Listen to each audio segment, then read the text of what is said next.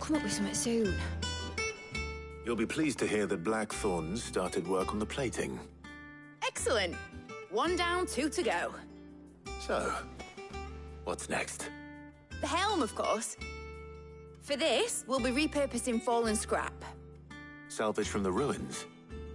I thought that material was all but impossible to work. Ah, but we don't have to. I'm sorry. Just so happens there's one particular ruin that's broken into exactly the right shape and size pieces for what we need. What's the name back there? I'll give you all the details. What's her name? Right.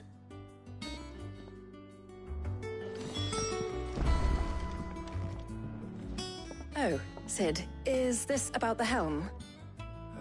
Yes. Mid said I should speak with you. I'll show you the plans then. Here you see the mithril engine, in which mithril is burned to generate heat. That heat is then harnessed to produce motive force.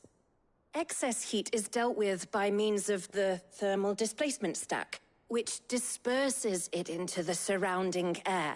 Now, were we to rely on thermal plating alone to achieve this effect, the rate of excess heat buildup would far exceed the displacement coefficient of the plating. In other words, the reactor would overheat and eventually explode. This is where the helm comes in.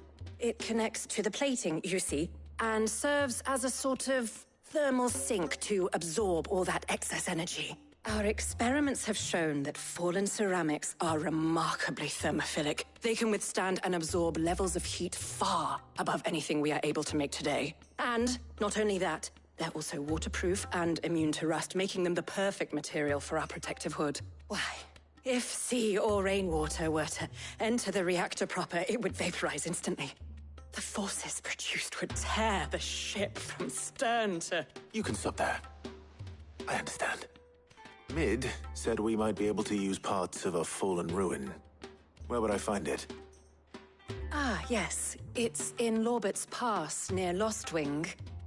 The thing is, well, I probably should have arranged to have the pieces we need brought here sooner.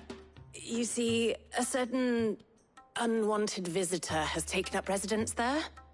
It's no longer a matter of just walking in and taking them. It's, going to be considerably more dangerous than that. I see. Then I suppose I'd better deal with this unwanted visitor for you. Would that help? Oh, very much. Thank you, Sid. I'll gather my team and head there right away. We'll meet you outside the ruins.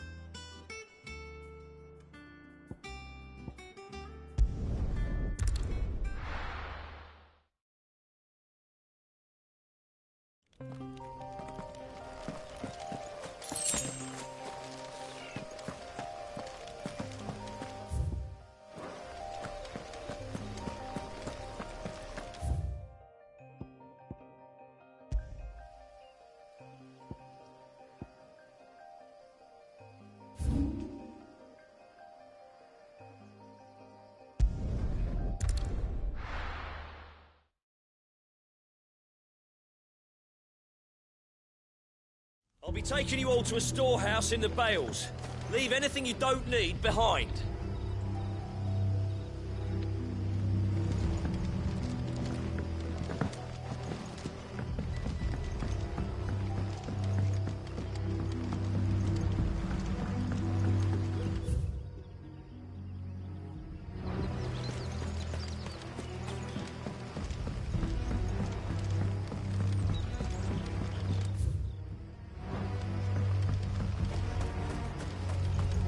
If you're ready, we leave at once.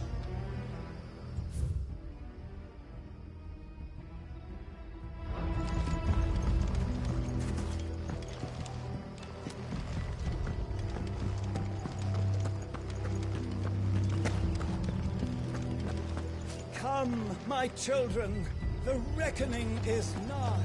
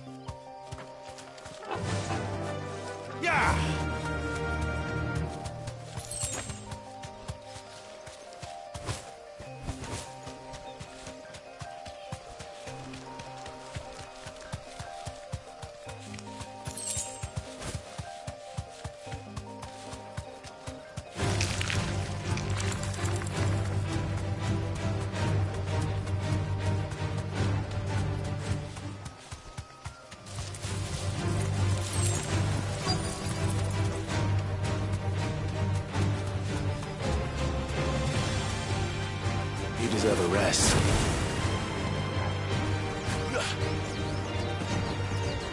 Give me thunder! Attack!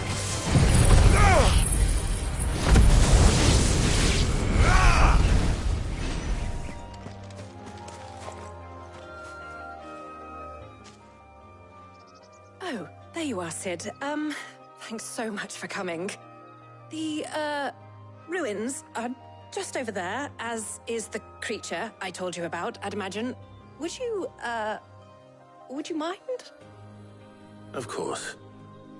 I'll be right back.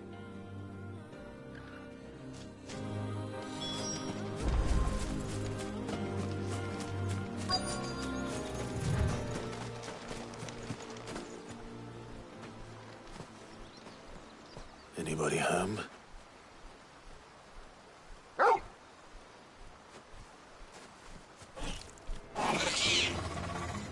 This must be our unwanted visitor. Time to go.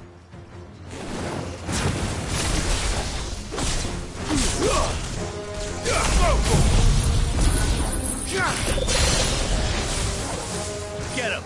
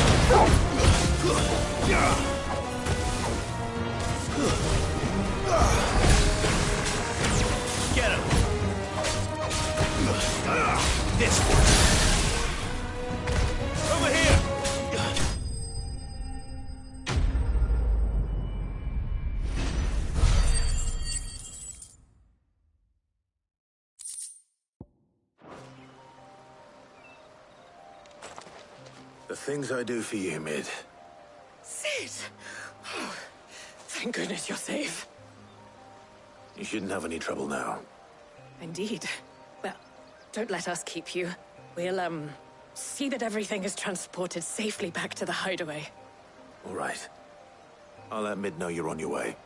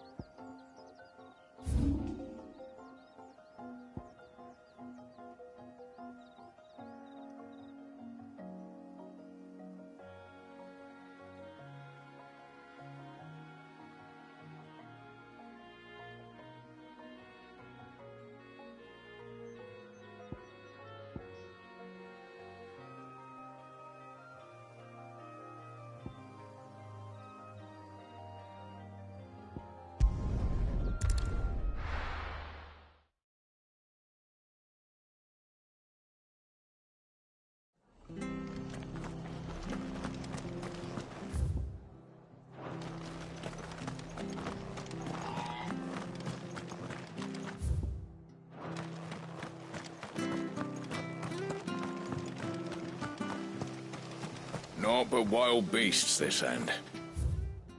All their twisted talons and gruesome maws used to turn my stomach. But that was before I heard about the Black Shields.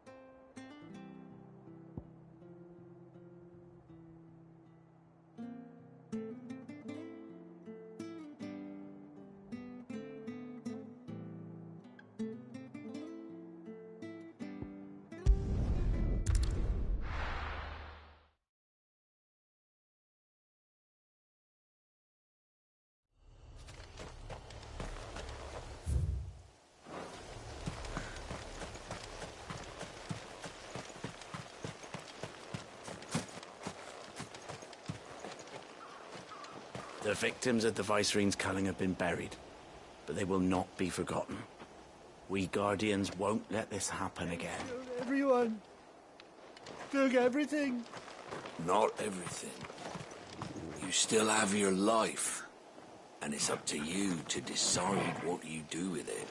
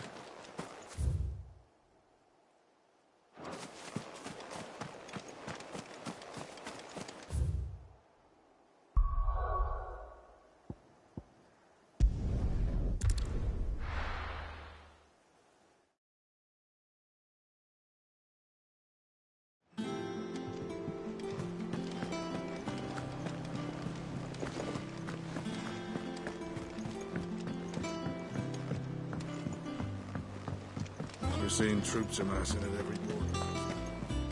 No surprises there. Welcome to the Patron's Whisper. Your benefactors are a generous lot. All yours.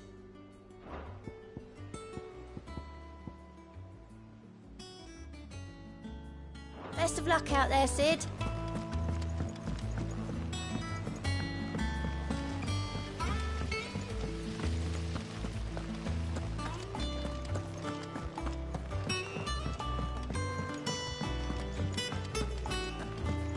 Mid might need some help. If I don't come up with something soon. Mid. Helena has recovered the material for the helm. She'll be along shortly. Excellent. Another job well done. And just one remaining. Right. Right, the shielding. This one's a bit of a bugger. How so? The plating's enough to stop the engines going pop, but those things will still be spitting out enough fire to set the rest of the ship ablaze. Which is why you need proper shielding. A prism for the dragon's breath that's blazing away inside. I thought a triple thick layer of tempered steel might do it. Or more of the stuff that the Fallen use, but they'd both be too heavy. The helm and the plating are bulky enough as it is. Add any more weight and the whole ship would be at the bottom of the briny before we'd even started. I need something light.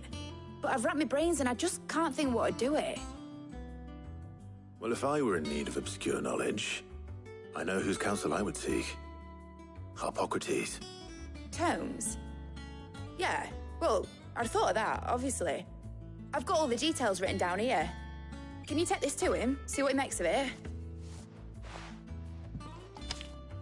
Right away.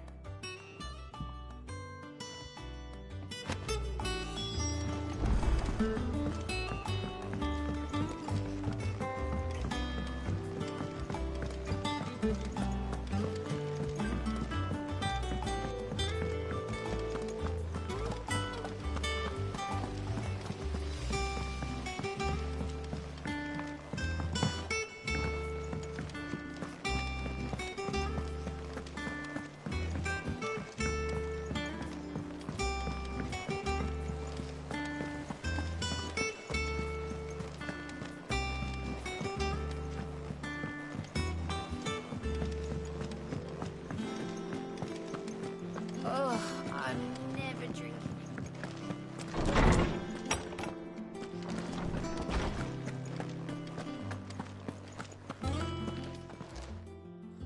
Harpocrates, do you have a moment? For you, Clive, always. Well, actually, it's for Mid this time. Could you take a look at this?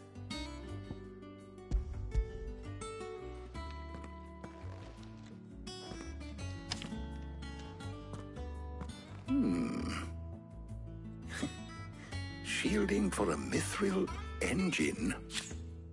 Whatever will that girl think of next?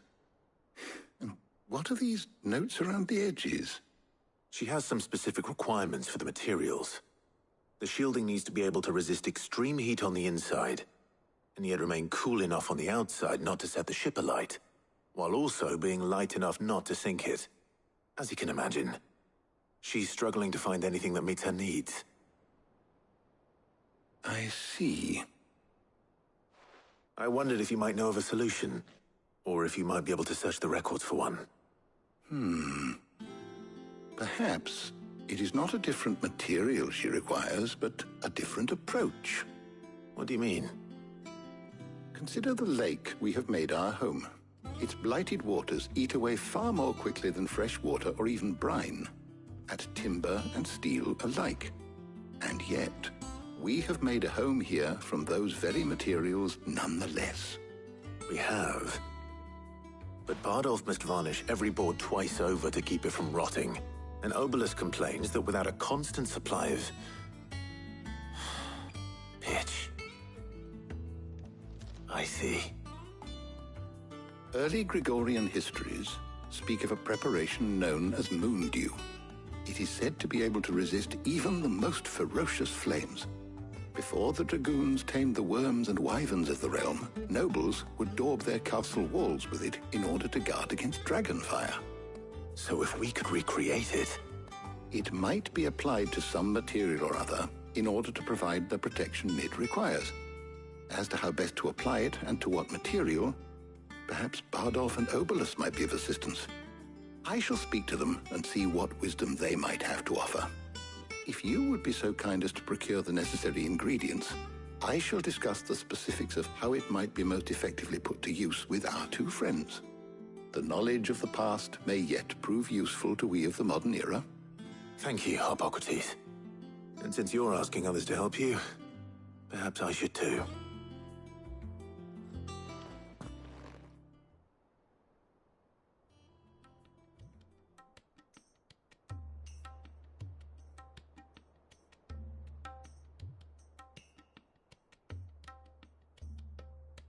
So you need a hand, do you? We do. I'll be heading to market for the ingredients we need. I could do with some help. And some company, too. The other can assist me in researching how best to prepare the shielding itself. Can we count on your aid? Always. Well, if Jill's game. Thank you. I am sure either of these fine young minds would prove indispensable in my research. I leave the decision as to who will go with whom in your capable hands, Clive.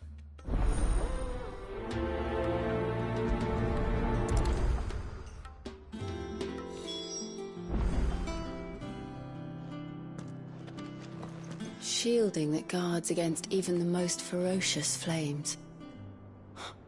You could have done with some of that. So, Clive, have you made your decision? Who will accompany you on your little excursion?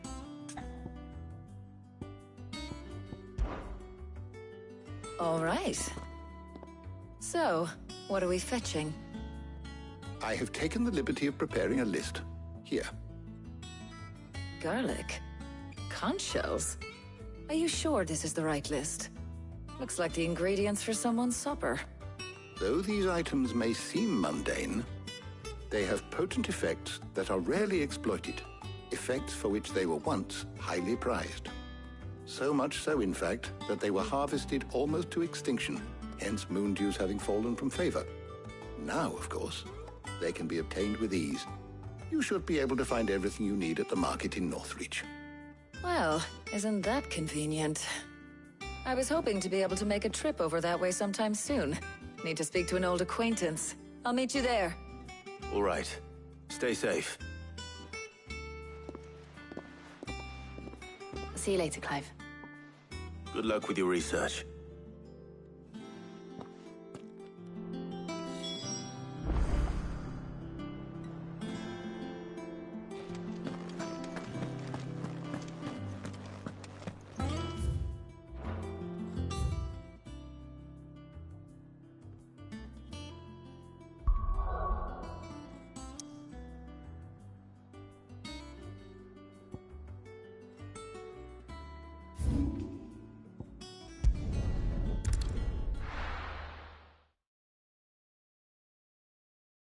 Now, where's Taya? There's talk at the glass gate flat. Leave them pilchards nice and chill. Need to stock up on I these. won't have use. There you are, Taya. Ah, and there you are. We shouldn't have any problems finding what we need in a place like this. But if time is of the essence, perhaps we should split up. Take a few items each. All right. What shall I look for? Let's see now. Why don't you take the garlic and the pepio nuts? Meet me by the gate when you've got them.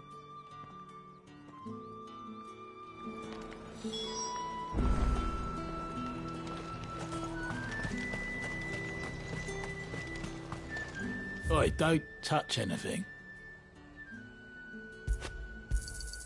And? How the hell is anyone supposed to afford that price?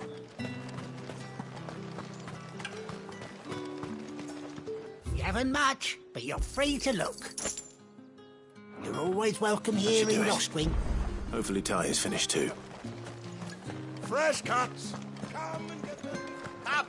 You'll not find a bruised pippin. Well, did you find everything? I did. Here.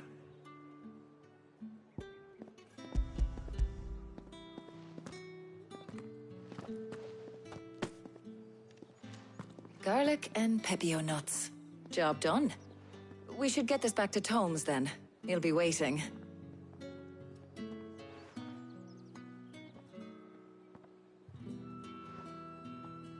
But we're not in too much of a rush, are we? Quick chat.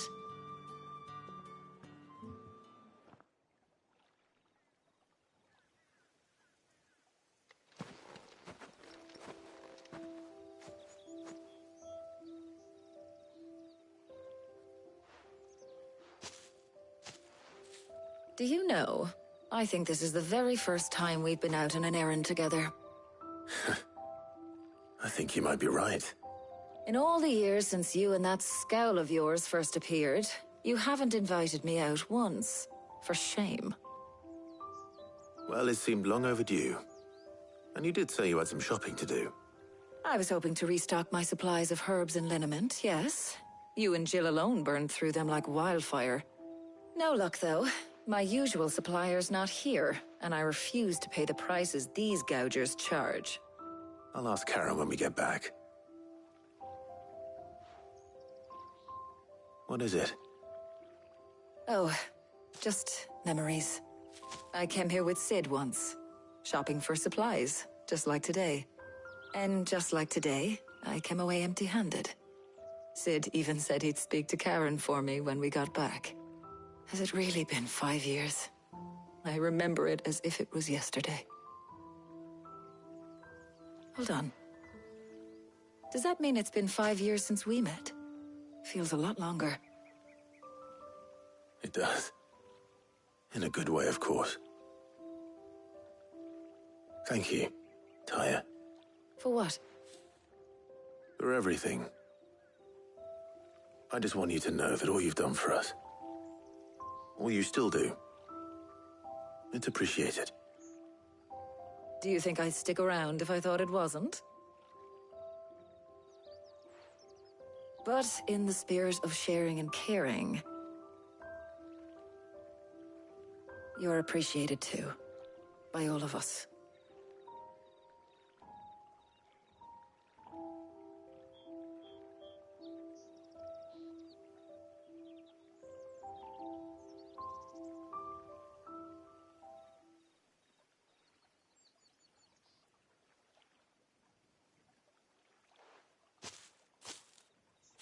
Well, I think we've tarried long enough.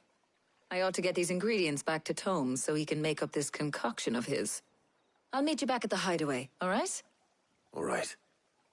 And thanks again. I heard you the first time.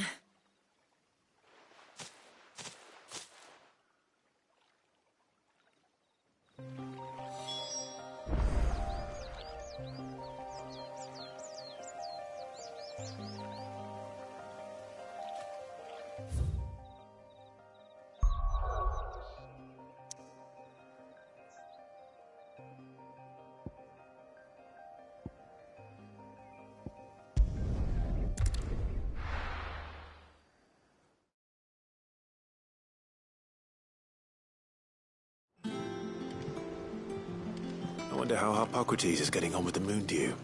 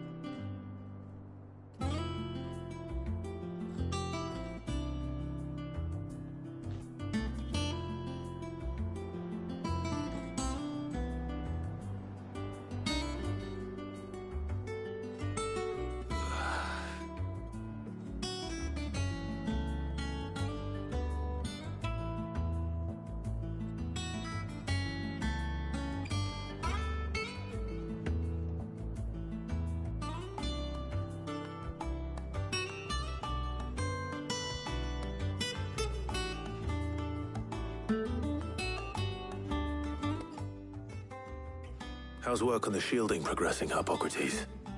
Well, very well indeed. And thanks in no small part to your kind assistance.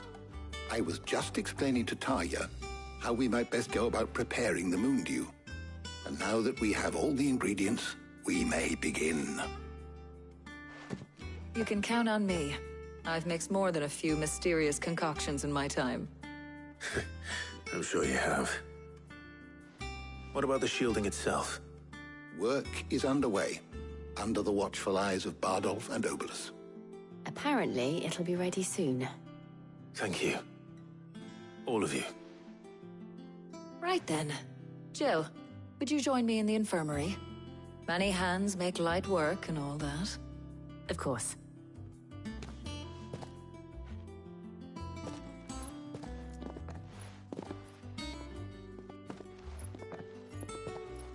Oh, and Clive.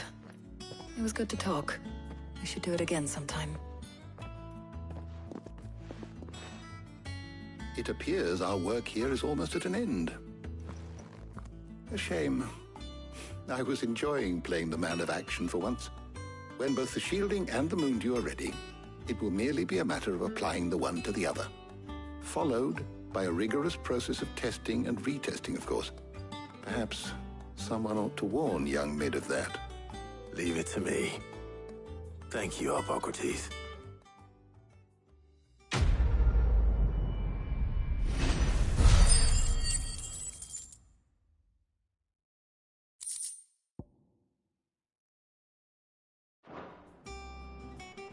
Well, I better go and give Mid the good news then.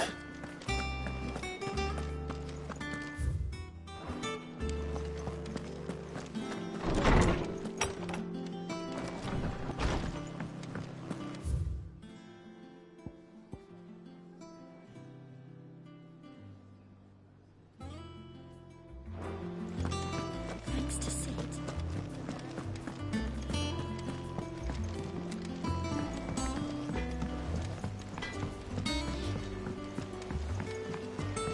I went up to give some greens to the chocolate.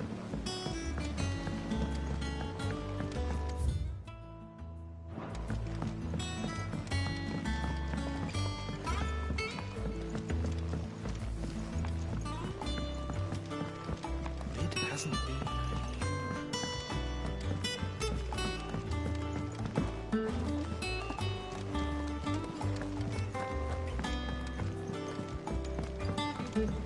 Editors started reading books that don't have any pictures in. I knew it was a good idea to have editors study alongside the children. It's really stoked their competitive spirit.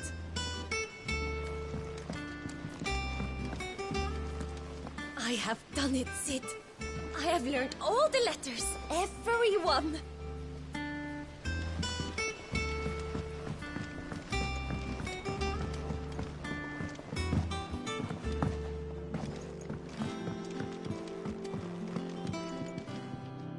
Sorry to keep you waiting, Mid.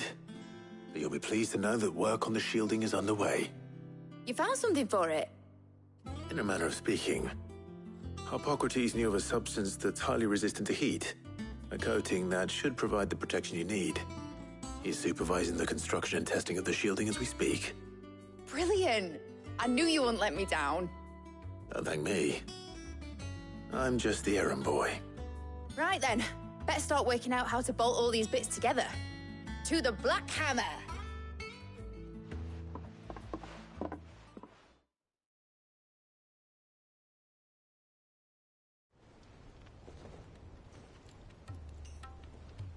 You know, when I got into the smithing game, I thought I'd be making swords and shields, not thermal bleeding didgeridoo-dahs.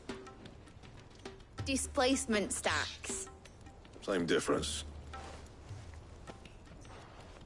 Whatever you call it, I ain't putting it together in here. It's cramped enough as it is. Let's take this outside. Mid, you get all the parts lined up on the deck. I'll take care of the rest. On my way! Oh, and bring me the biggest hammer you can find. This is gonna require some precision walloping.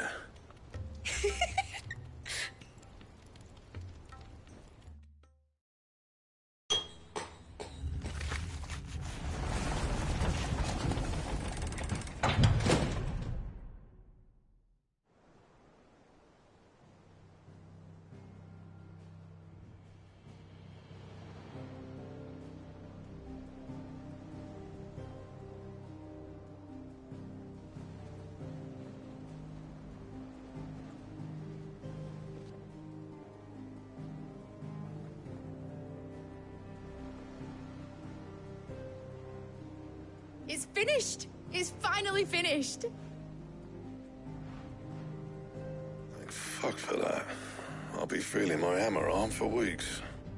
Thank you, Clive, Blackthorn, everyone. That's one down and just 3 more to go. I'm sorry. Oh, didn't I tell you? The Enterprise has 4 mithril engines, and we'll be needing a displacement stack for each. You don't mean... Don't worry. Now they've got a finished one to work off, my gang in Canva can build the rest. Good luck to them, I say. Right, I'm off to get a sling for this elbow. Any other work comes in, keep it to yourselves, eh?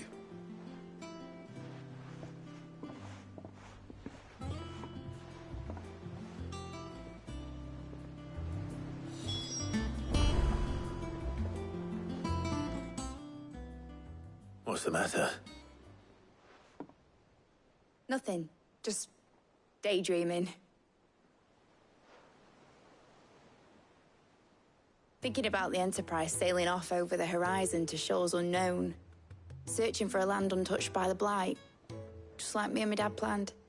So if the worst came to the worst and every scrap of soil in the Twins turned black, we might still have a chance. That's what she was meant to be. You see, one last chance just in case we needed it. But now she's so close to being finished, I've realized I don't want her to be that.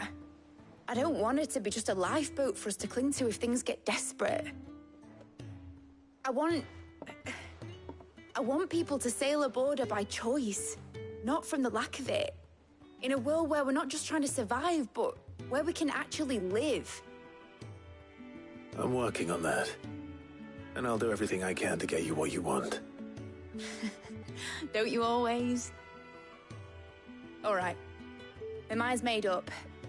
As soon as the Enterprise is fit to sail, I'm putting her under your command. Sod our plans, I'm trusting in yours. Are you sure about this? Something tells me it's what my dad would have wanted. He'd be proud of you. You were gonna visit his grave, weren't you? I was. And you can come too now that your little project is finished. Right. There's just one thing I need to finish up first. Won't be a mo. All right. I'll let Otto know you're coming. Meet us in the mess when you're ready. Aye, aye, Captain.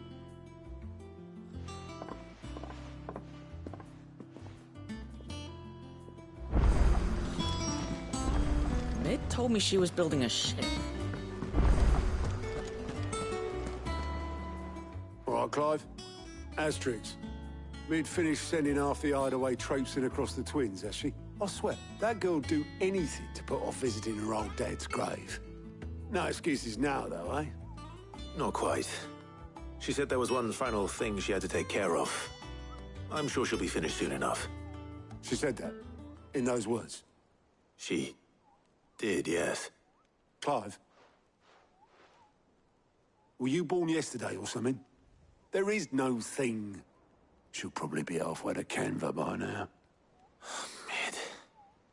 I might still be able to catch her.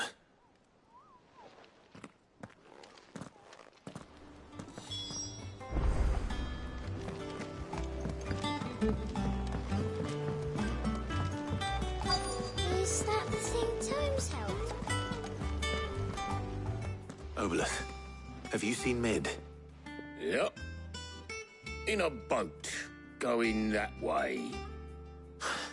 Then I'm too late. You in a hurry at all, are you? I offered to take her across, but she wouldn't wait. Just paid for a dinghy and rowed off. Oars going like the clappers. Got some life in her, ain't she? But anyway, I was on my way up to see you, as it happens. Got a letter for you. Urgent, by the sound of it. One of your uncle's men said I was to hand it to you in person, post-bleeding haste. And you're here now. Thank you, Obelus. Don't mention it. What tidings, Uncle?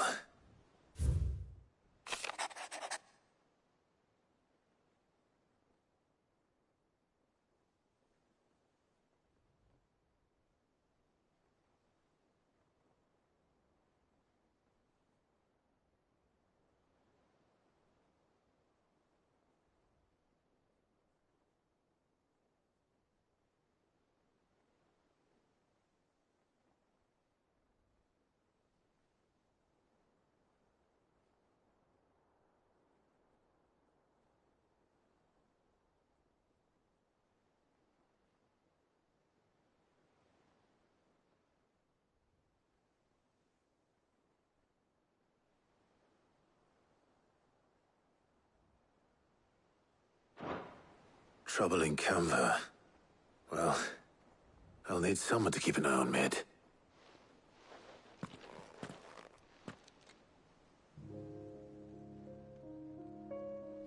So what? Mid got us to do all the dirty work and then just sailed off into the sunset? It, seems that way. Well, nothing we can do about it now. But next time you plan on visiting Sid, you might want to tie her to something before you suggest it. Ah, don't be so hard on her. Gotta admit, the dirty work was kind of fun. Everyone pitching in and all that bollocks. Just like when we built this place. You're right. Anyway, we all set to head to the old hideaway. I could do with getting to Canva pretty sharpish. Wouldn't do to keep Lord Rosfield of the Seven High Houses waiting now, would it? Not after he asked for me personally. Gav will be leaving with me. Will you mind the place while we're gone? You can count on me. Just be sure to give Sid and the others my regards. All right. Oh, by the way, Jill will be joining us too. She's got some things to take care of, but she'll meet us there. I hope she's telling the truth at least.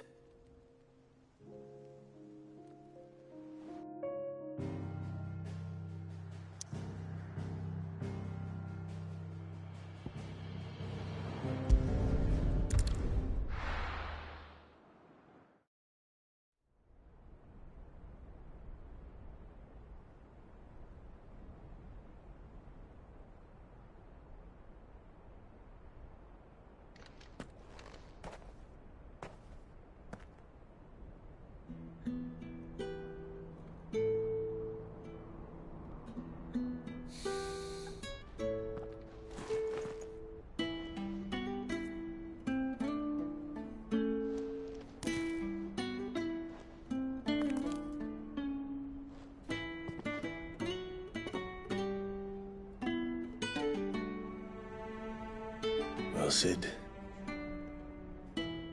I remember what you told me. But if no one is listening to what you have to say, you may as well not say it.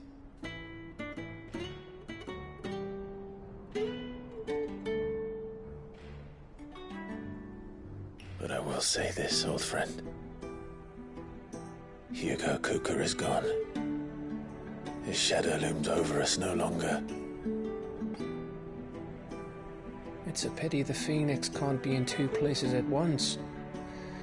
If he'd have been with us, maybe he could have done something for the lost. Not even the Phoenix can bring people back from the dead.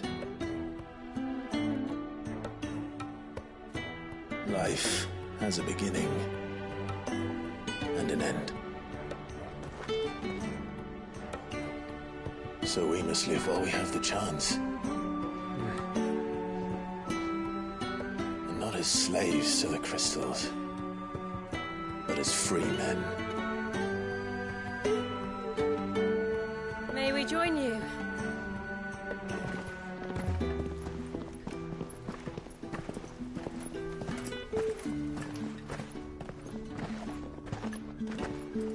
Lady Karen, what a pleasant surprise. I thought I'd drop by and see how you were all doing before heading off to restock my supplies.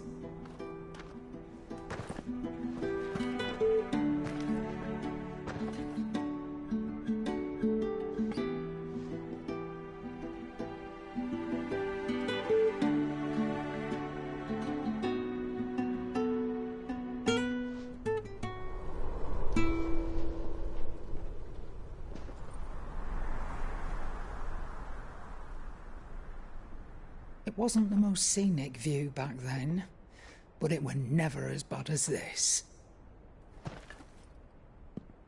I know. The blight marches on. And soon,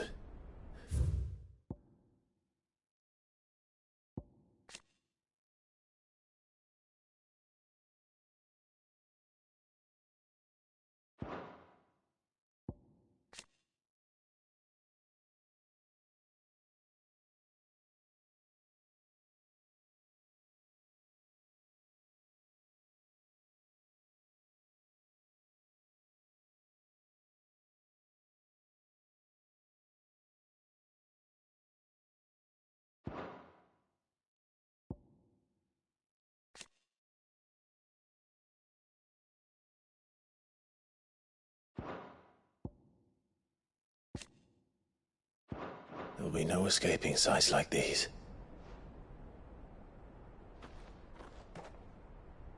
So our mission remains unchanged.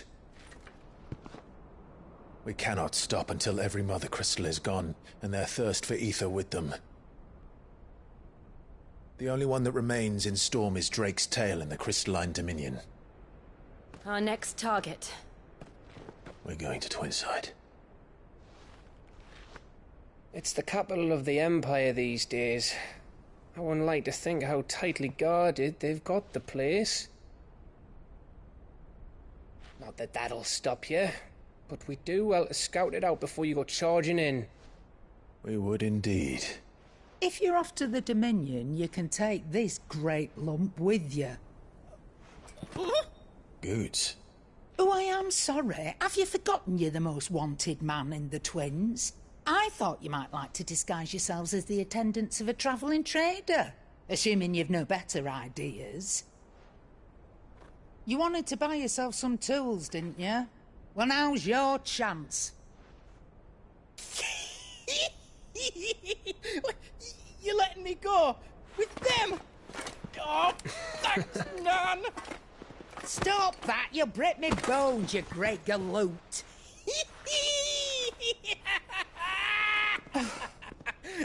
There's a caravan that runs back and forth between the Dominion and the Bocklad markets. It's managed by the Merchants Guild. Just show them Goots' traders pass and you'll be on your way. It'll be a damn sight less risky than footing it the length of the Crystal Road. That's for sure. Thank you, Karen. And glad to have you with us, Goots. Okay then. I'll get me things and I'll meet yous there. See yous down in Bocklad. Get off! Me poor fingers! Jill, you're with me. Understood. And Gav? Already on my way, Captain. Be careful. Aren't I always?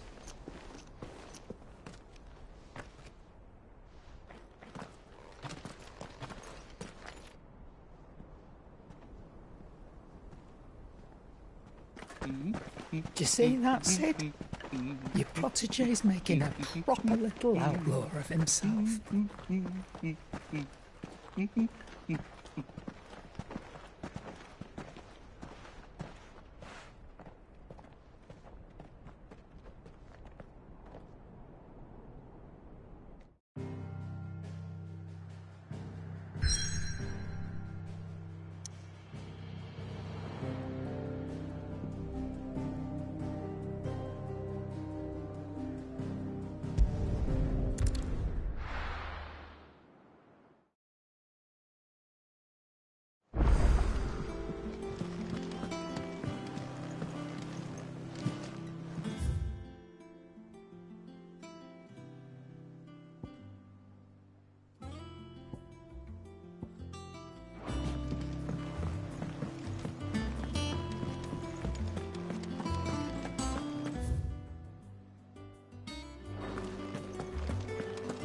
Crack the crystal too.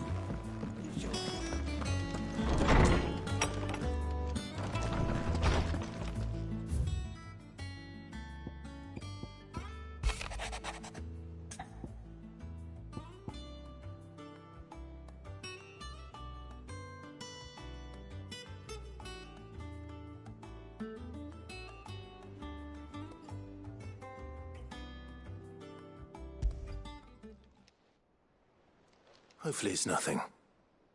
But I should speak to Blackthorn just in case.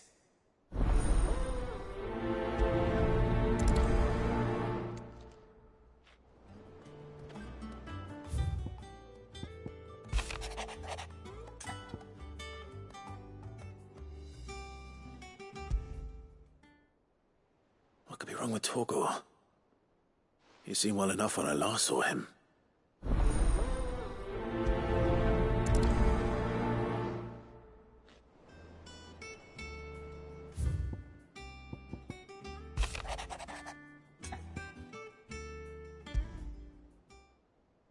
Trouble with the ledgers.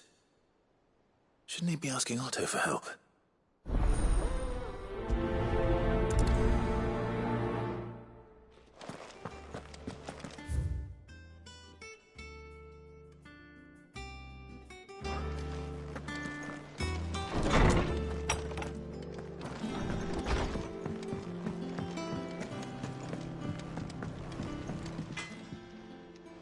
Blackthorn, do you have a moment? Not really, no. This won't take long. I just wanted to ask how you're getting on. August was worried about you, that you might still be doubting your craft, even after learning the trick of that cuirass. Is there something else weighing on your mind? Perhaps sharing your thoughts might help. That bastard's like a dog with a bone. Still, you've got a keen eye, I'll give him that. He's just, well, Karen showed me something. Something I've never seen before. And that was? A sword. An odd-looking thing with a single-edged blade. The metal itself wasn't anything to write home about, but fuck me, the edge on it. You could slice a man clean in two with a weapon like that, and he'd be halfway home before he even realised he'd been cut. So that's what's troubling you? Nah, no. Not troubling me exactly. More distracting. Can't stop thinking, how do you get an edge that sharp? It's driving me mad. And if you knew how to do it, we could arm the curse breakers with even better blades. That's about the size of it, yeah. I'll see what I can find out. Sharper swords are always welcome. And we can't have our master blacksmith being distracted. You're a soft touch, you know that. But I can't say I'm not grateful for it. Good luck, eh? Thank you. Let's see what Karen knows about this sword.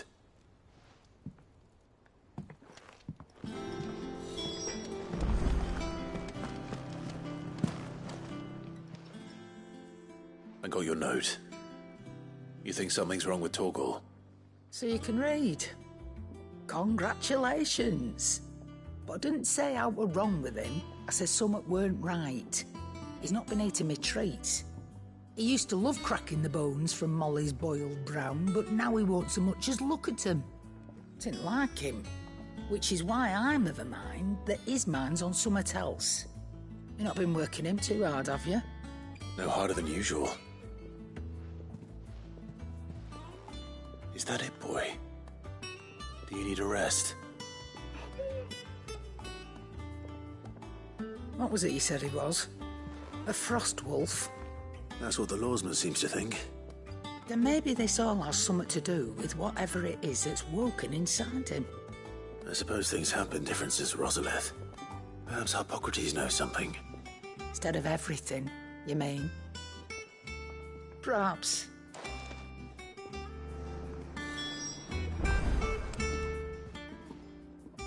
You're looking well, Karen.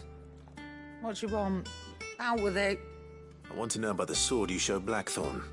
Single-edged and extremely sharp. Running around after him again, are you? I suppose I am, yes. But I need to help him find out how to work an edge like that. It's driving him to distraction. Little wonder, I suppose. There's not many like that make it as far as the twins, and those that do go straight into private collections. Which made it nice and easy finding a buyer. Can you tell me who bought it? Where is it now? You think I tell people who my clients are? Suppose you're not likely to go nicking him off me, are you now? Fine. If you stop mooning at me like that. Lord Ignac's the man you want. Dalmekian bloke. Collects weapons and the like. And he's got more money than sense, which is why he's one of my favourite clients. Reckon he'll still be at the inn in Dalamil, where I left him. Thank you, Karen. Oh, and he's a touch eccentric, if you take my meaning. I appreciate the warning.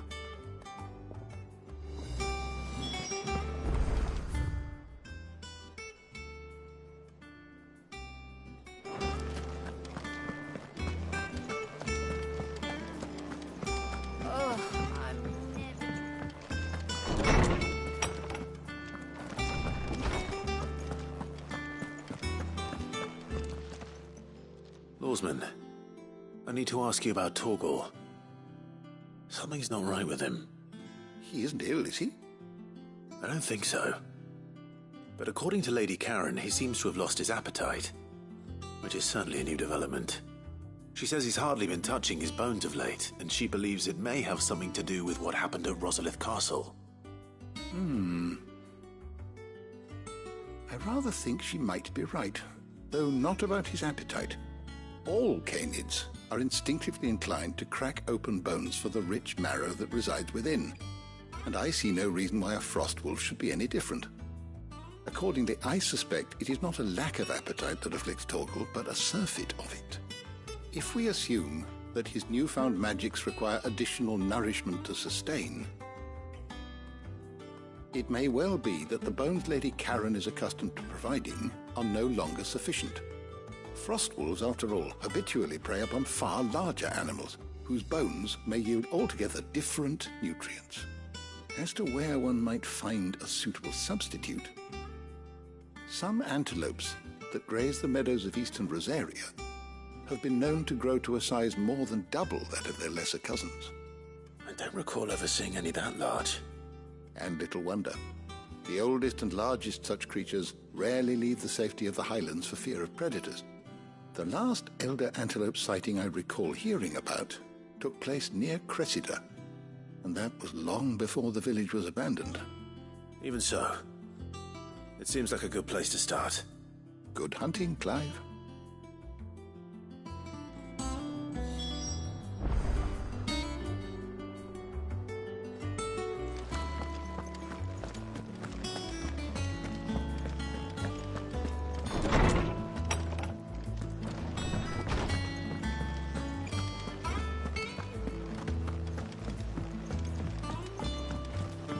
I don't know where Sid gets the energy.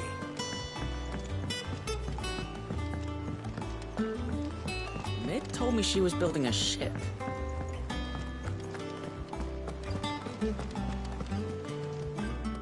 Clive, did you get my letter? That's why I'm here. Shh. Otto won't be listening. Is this better?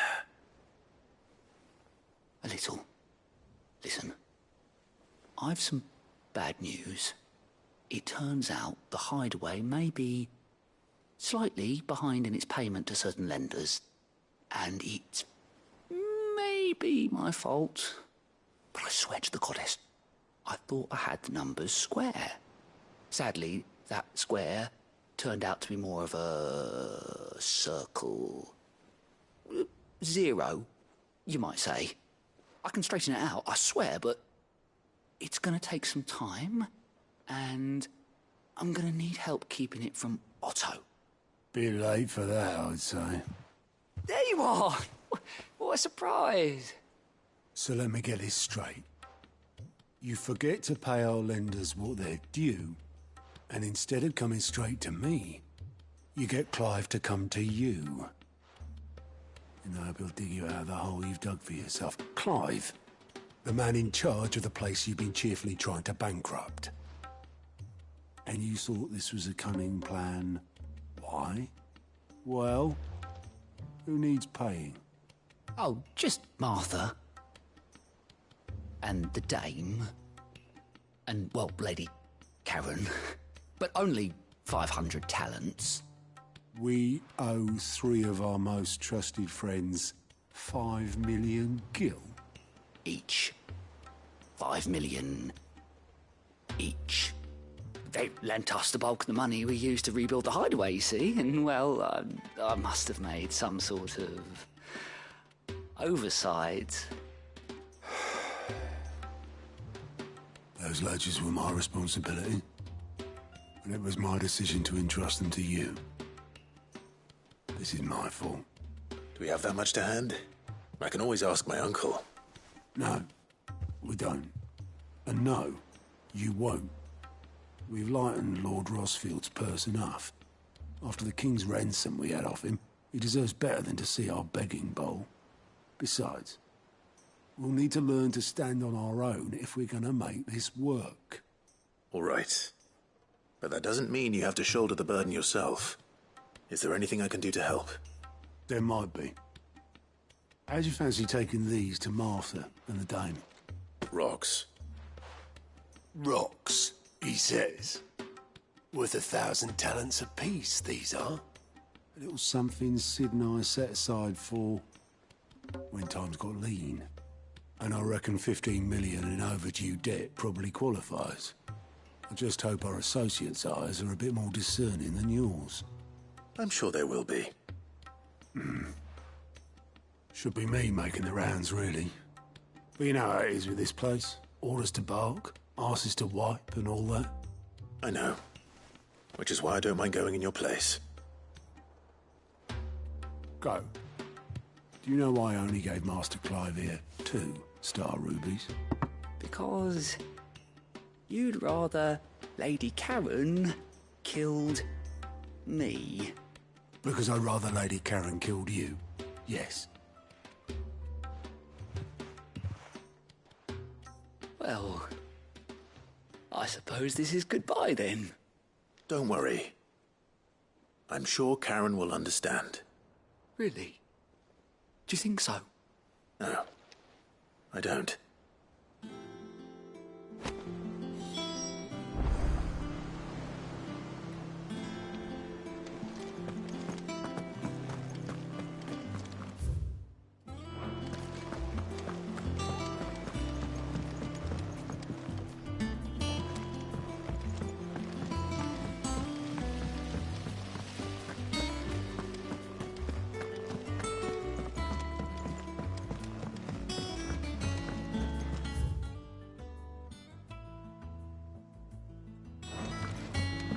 Mid might need some help.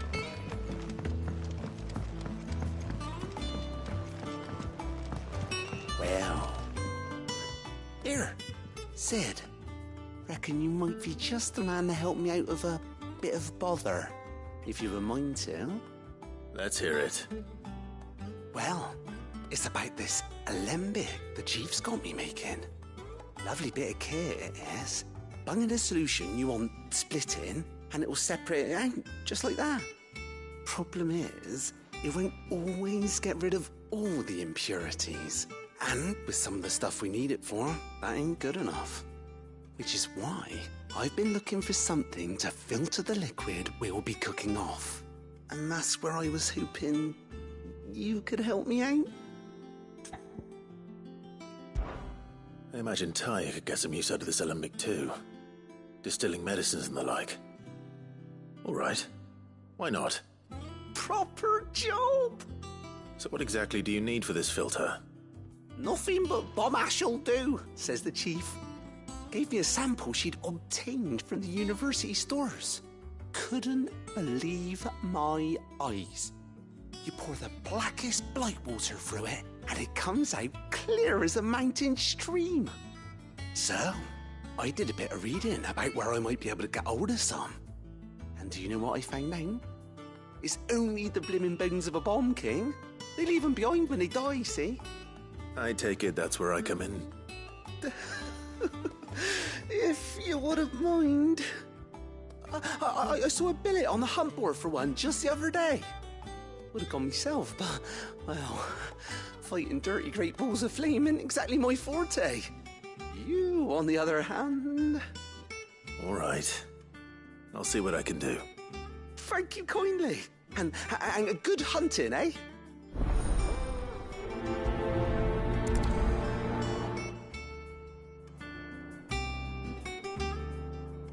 I've tried to find a supplier for this stuff, but it's rare as Chocobo's teeth. Either someone brings down a bomb king and picks up the ash, or...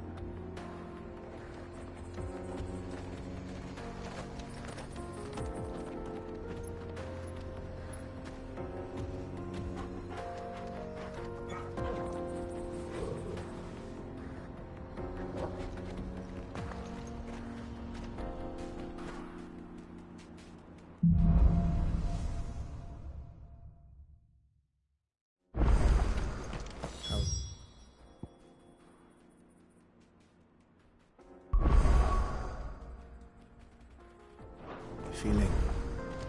Better. Thanks to Taya. I'm glad to hear it. And Torgal helped too.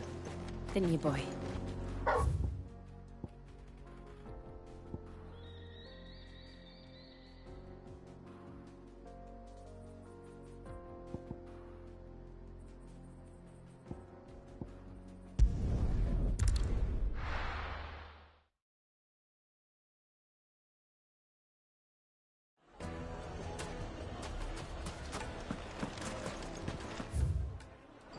People take notice of wealthy men. Shouldn't be too hard to track down Karen's collector. The St. Drake's Fang is gone. The whole Mother Crystal gone. What are we gonna do? You. Listen. I've got this theory. The Fallen. I don't think they all fell. Some of them are still living among us. You could be one of them. I could be one of them.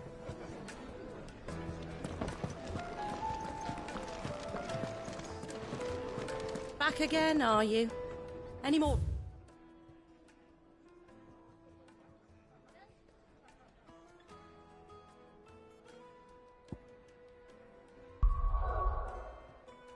Trouble and you'll be barred for life. However...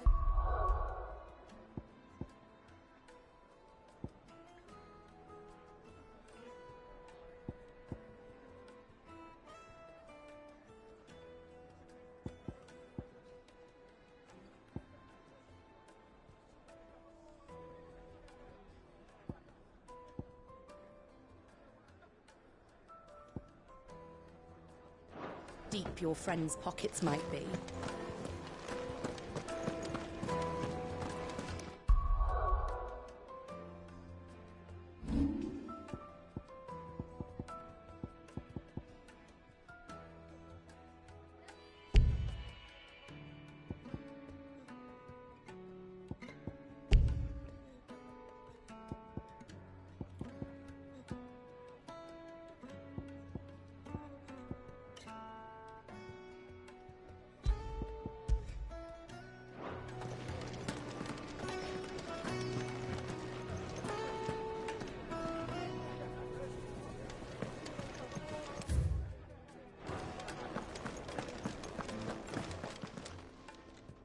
My reputation will be ruined. Ruined! Calm yourself, Lord Ignac, I beg of you, before you do yourself a mischief. Pardon the intrusion, but... Out! Get out! I paid for these rooms so I wouldn't be disturbed. Leave me be! Please, allow me to apologize. His lordship is going through a difficult time, and he's never been fond of guests arriving unannounced. Radim! Get rid of the filthy oaf this instant! Very good, Lord Ignac. Would you mind stepping outside for a moment?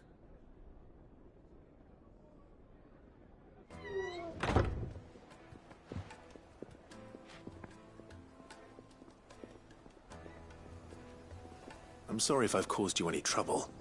That? No. That's just how his lordship is. Though the morning's events have left him somewhat fractious. He has been dispossessed of his luggage, you see. The thieves also made away with a considerable amount of coin. Coin the innkeeper will soon be keen to collect. I don't suppose a certain blade was among the stolen items. A single-edged sword. It was purchased from a merchant friend of mine. Ah, you know Lady Karen. Yes, I'm afraid it was. Then I'll retrieve Lord Ignac's luggage. But I have one condition. You have but to state it. You are welcome to anything that is within my power to grant. I want an audience with Lord Ignac. A few minutes should be enough. Then I'll be on my way. A condition I would be a fool to refuse. Of course, you shall have your audience. I don't suppose you saw where the thieves went? I did not, no. Though some discreet inquiries made on his lordship's behalf mean that I know where you might find them. The bandit's bed. Every ill-gotten coin in Dalamel is said to pass through that disreputable corner of the Valcroy. And that's where I'm heading. I shall speak to Lord Ignac in your absence, and arrange for an audience upon your triumphant return. That will be very kind of you. Farewell, and best of luck.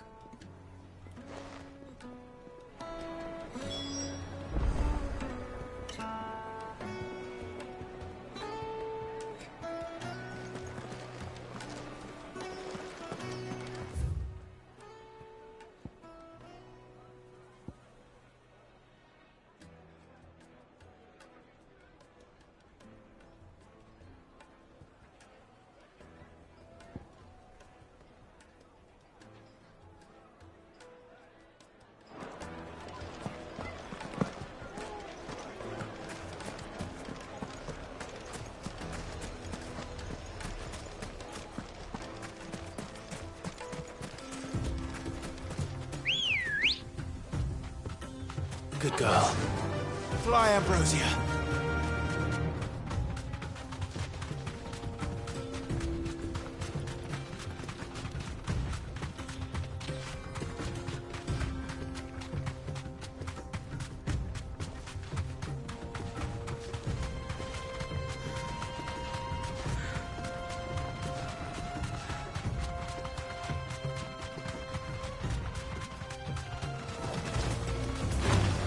Time to fight.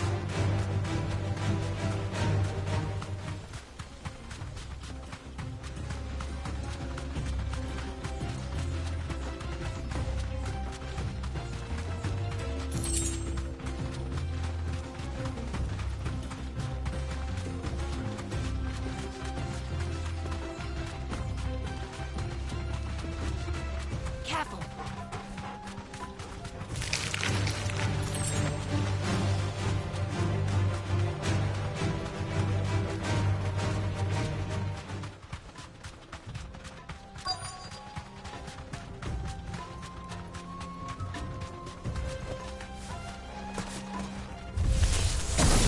Got company!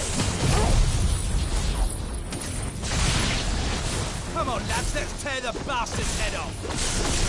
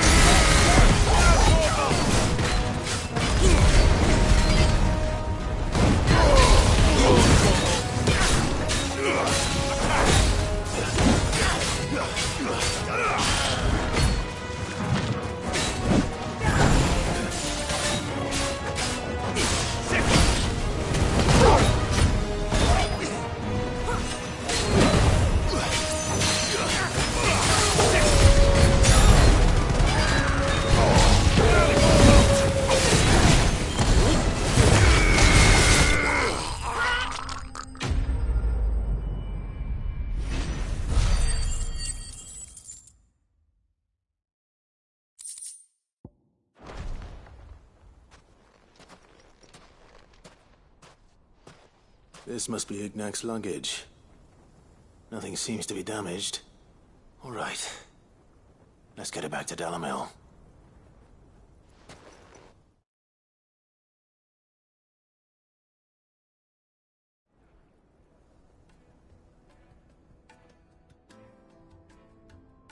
I hear I have you to thank for the return of my effects. What shall I call you, my good man? Wyvern. Glad to make your acquaintance. A formidable name indeed. Well, Wyvern, I appear to be in your debt. Redeem here tells me you wished for an audience. Is that all? A few moments of your time should suffice, yes. You're a peculiar fellow, Wyvern. All right, speak. Master Wyvern was wondering if you could tell him about a certain single-edged sword you recently acquired. Oh, a true work of art, that one. Karen drove me hard on the price, but I would have sold her Radim here to get my hands on that sword. It was made in the Outer Isles, far beyond the Twins, and is used exclusively by the practitioners of a unique school of swordsmanship. They believe no combat should ever exceed a single strike, and hone their blades to such perfection that none ever does. Each sword is made for that one perfect stroke, and for that stroke only.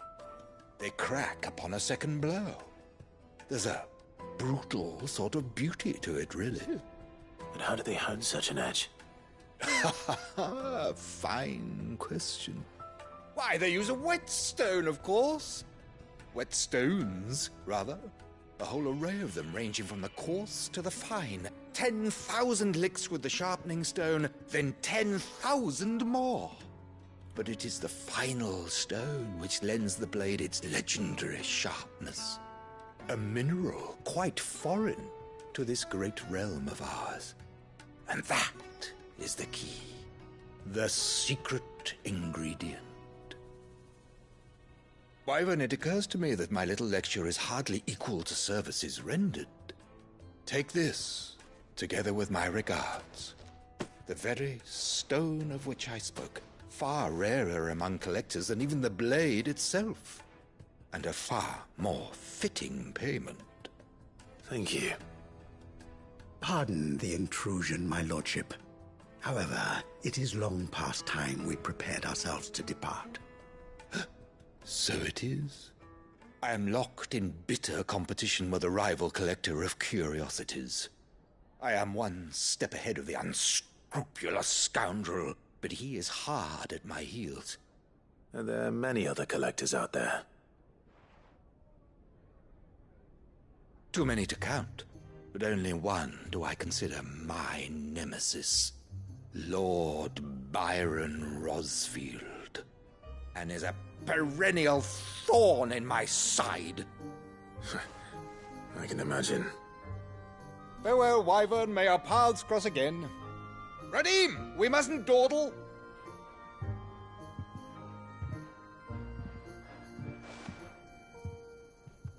I think his lordship is rather taken with you, Master Wyvern.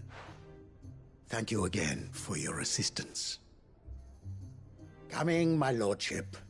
I'll be right there.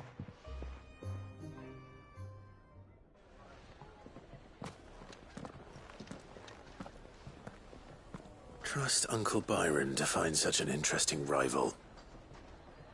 Now, let's see what Blackthorn makes of this whetstone, shall we?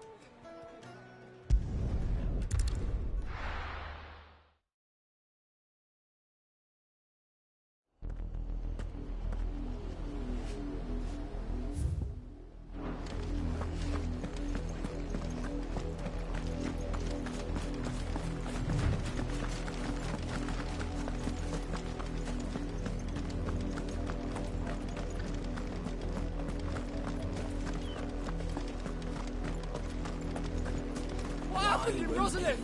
I've got family there! It's a castle falling! You're welcome to go and find out! All of us! That's enough of that, you!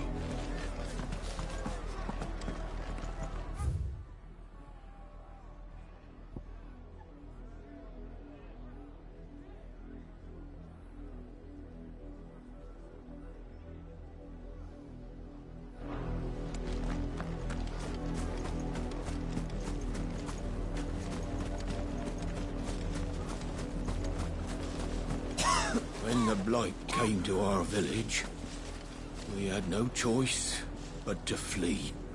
But it seems the nobles of Port Isolde have no sympathy with our lot, and would rather we starved out here.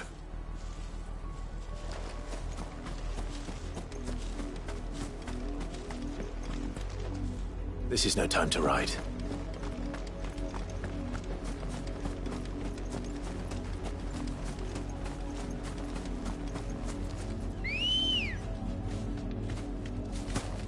Good girl. Fly, Ambrosia.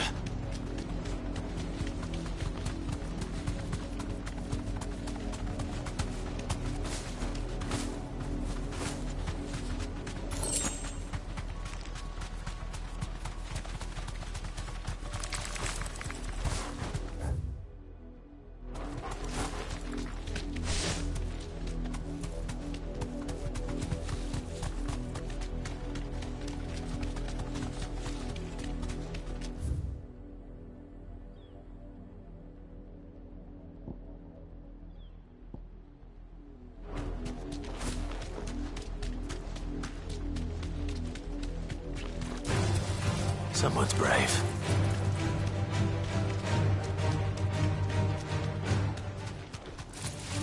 All right.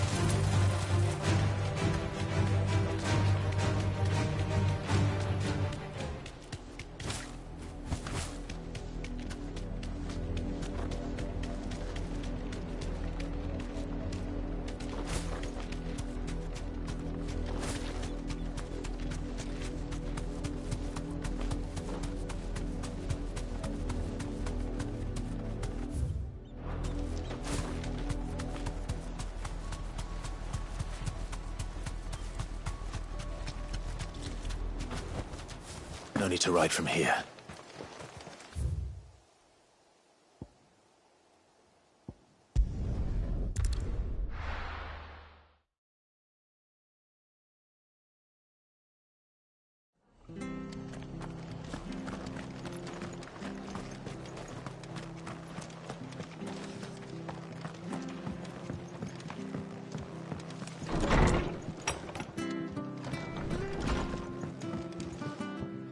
Clive, we weren't expecting you. I wasn't expecting to be here, but it seems we still owe you a considerable amount of coin for your help with our rebuilding efforts. And though I doubt it's what you were expecting, we were hoping you'd take this as payment.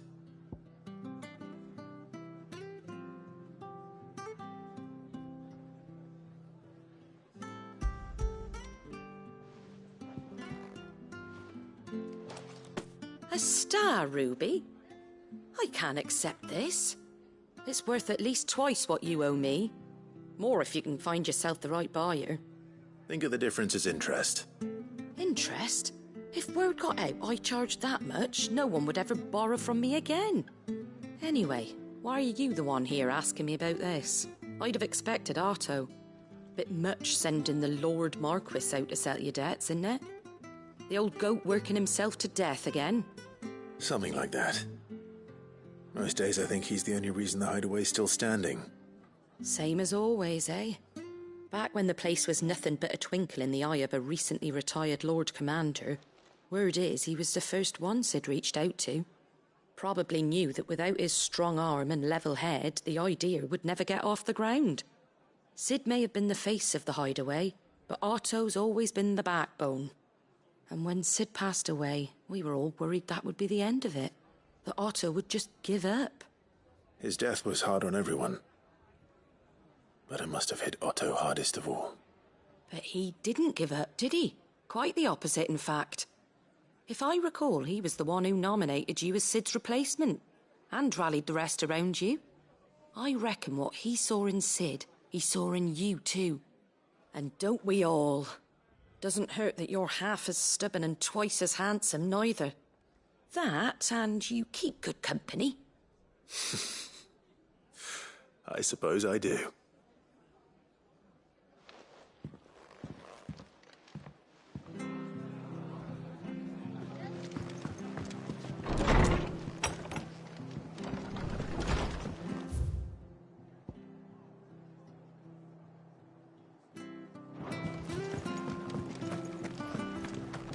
Stay sharp. Bastards on attack. One thing, they'll be getting a proper Rosario.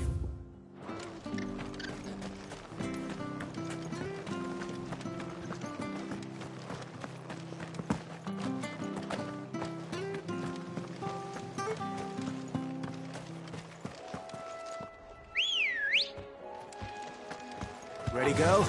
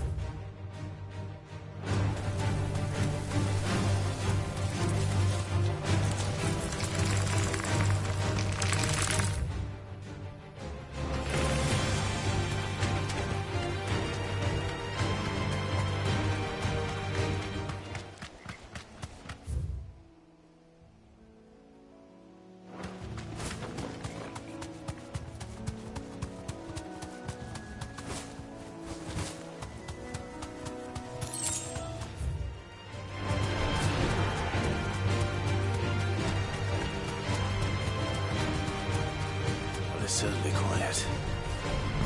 If I were a giant antelope, it seemed like just the place.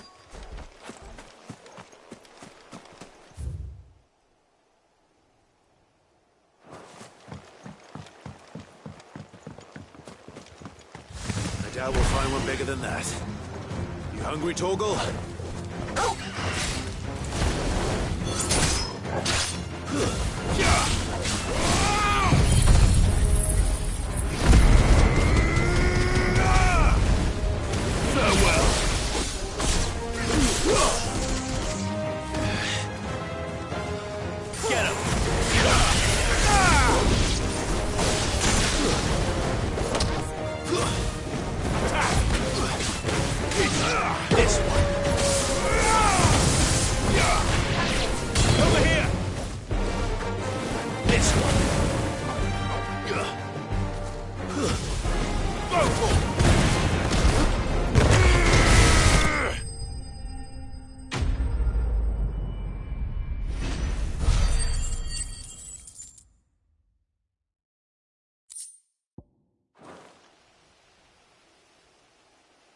Now,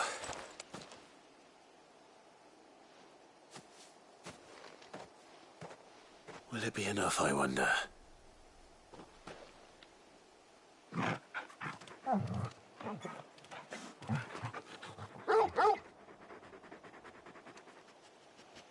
I say that answers my question, which means we owe the lawsmen our thanks. You're just a big puppy, aren't you? A very big puppy.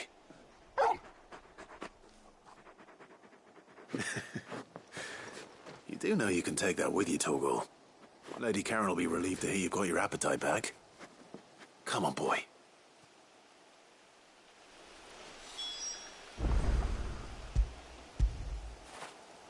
Oh, Torgal.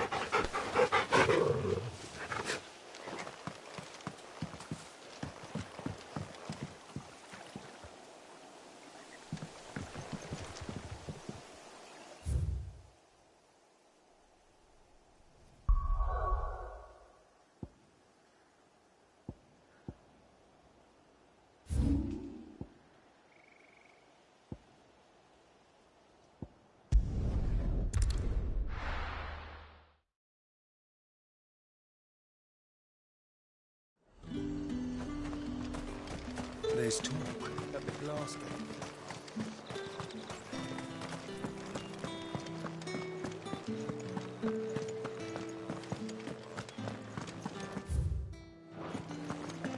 Did you hear? The gate's to heaven. I want to see you.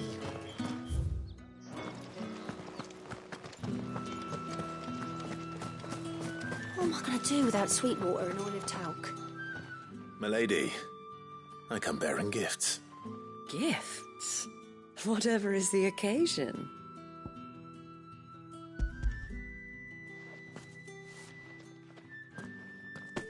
Oh my. Clive, you really have outdone yourself. Otto asked me to give it to you. To settle the Hideaway's debt with the Veil. And to compensate you for the time it took us to do so. You disappoint me, Clive. I thought you might finally be warming to me. Tell Otto he can keep his baubles. I tried to tell him as much the first time around. The man owes me nothing, nor does the Hideaway. My contribution to the restoration effort was made freely and willingly. It was the least I could do. You once told me Sid did you a kindness. I'd like to do the same. Please, accept it. For my sake. And for Otto's. For all of us. For all you've done. It is rather fetching, isn't it? Very well. Otto is lucky to have you, Clive. I doubt anything could ever replace his son. But you and the others at the Hideaway are the closest thing he has to family. Otto had a son. Long ago, yes. Sid told me Otto lost him when he was just a boy, and blamed himself for not being able to stop it. I don't know how it happened, whether there was anything he could have done, but it was clear that it weighed heavily on him. I didn't know. How could you have? I doubt anyone did. Besides Sid, I've never met a man more keen to bear his sorrows in stoic silence. An ill habit, given that both have always been surrounded by friends desperate to help them. I'm beginning to see that.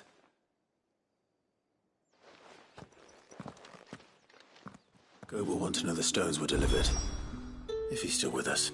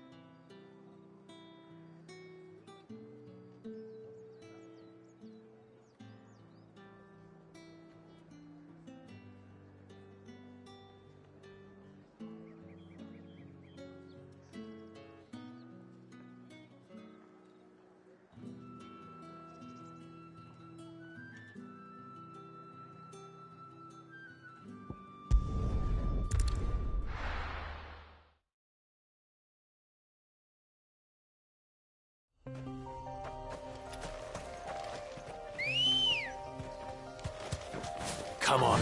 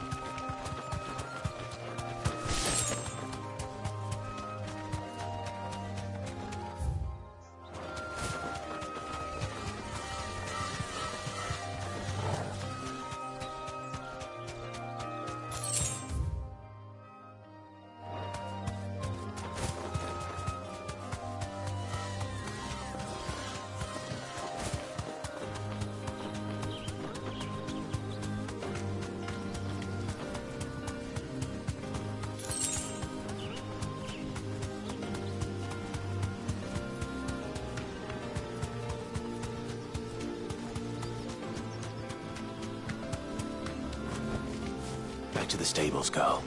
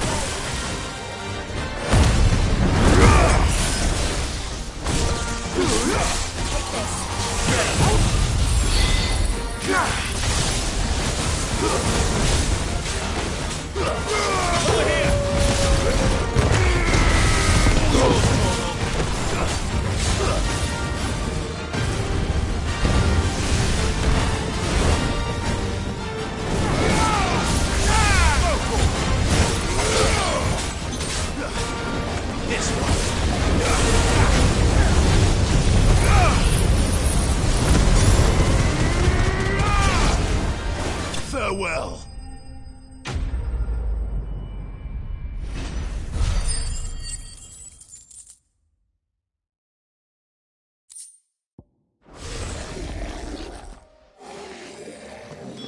Your reign is over.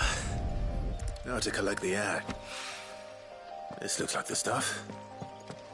Let's see if there's any more.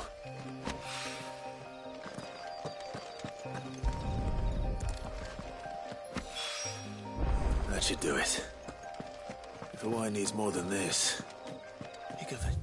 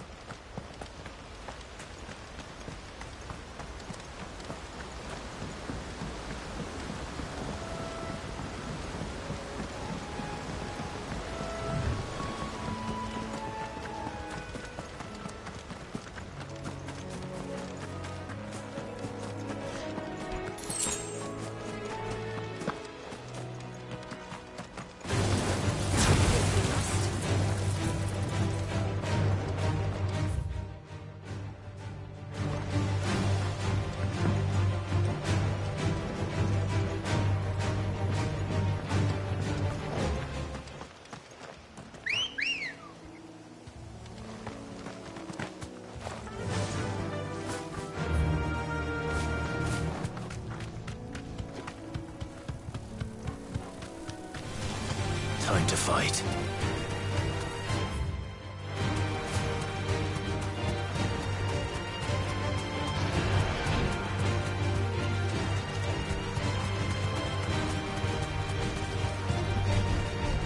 I can walk from here.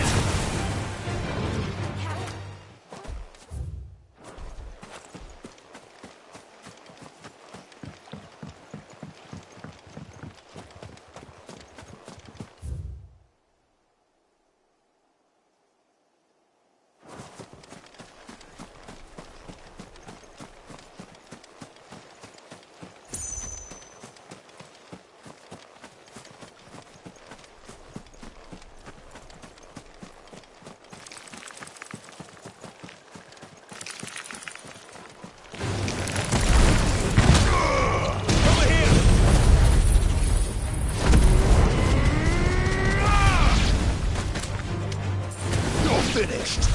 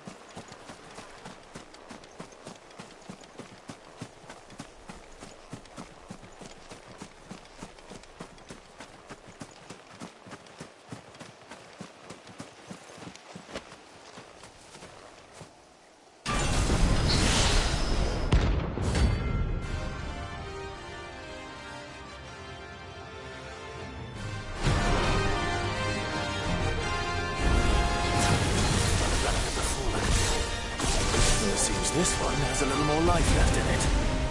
All right, then. Get him! Nice try.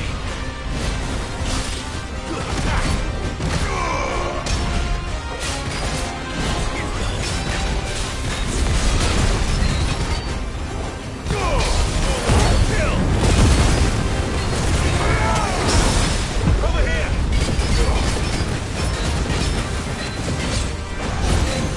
Give me thunder!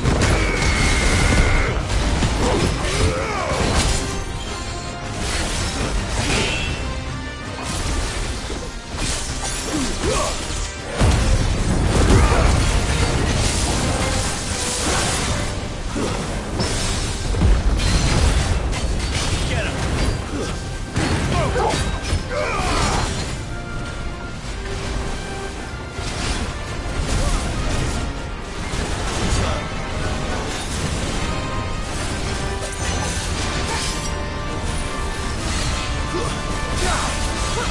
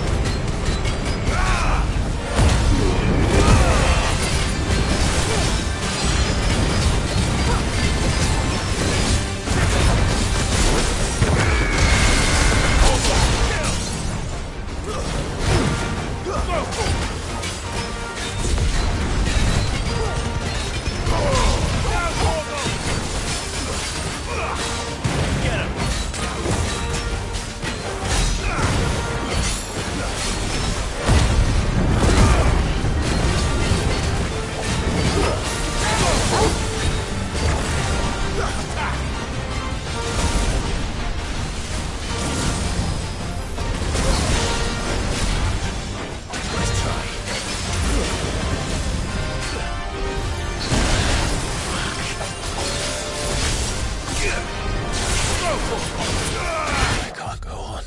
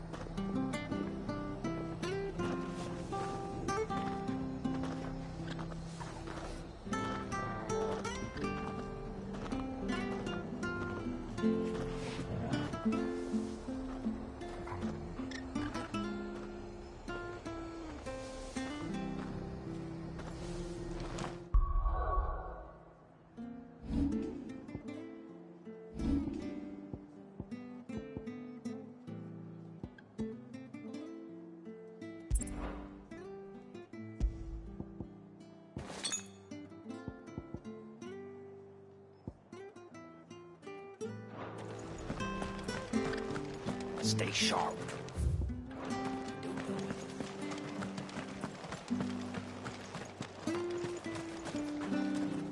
What are you after?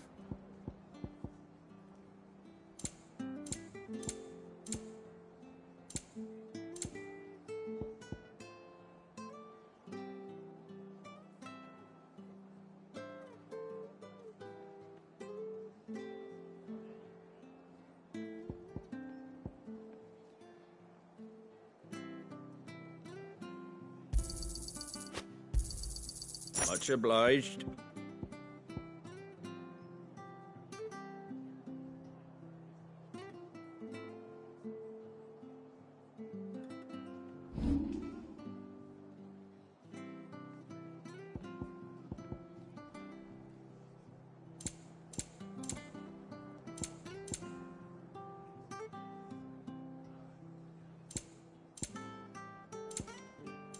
Take care out there, eh?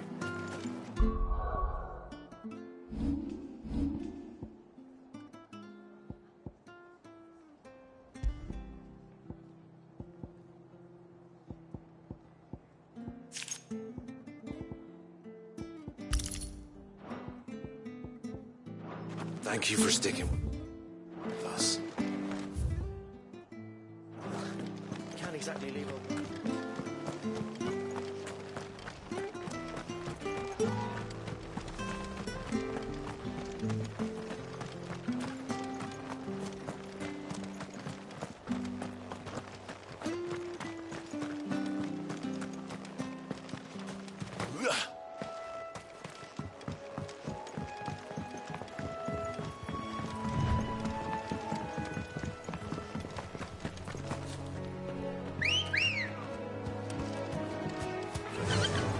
Fly, Ambrosia.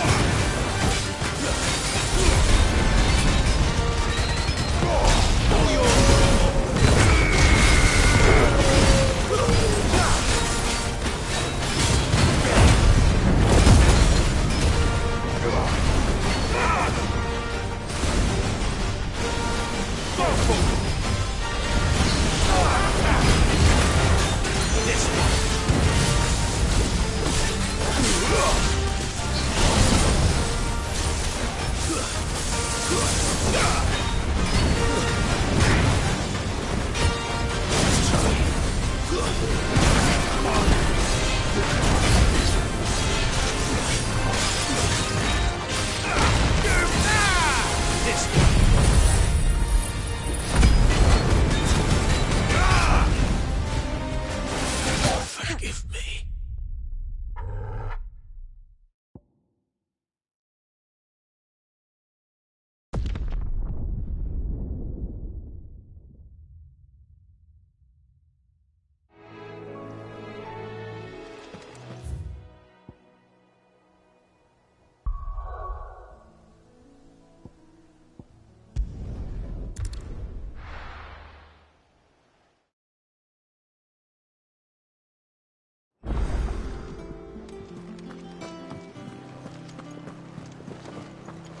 Is that the thing Tomes helped? Mid told me she was building a ship.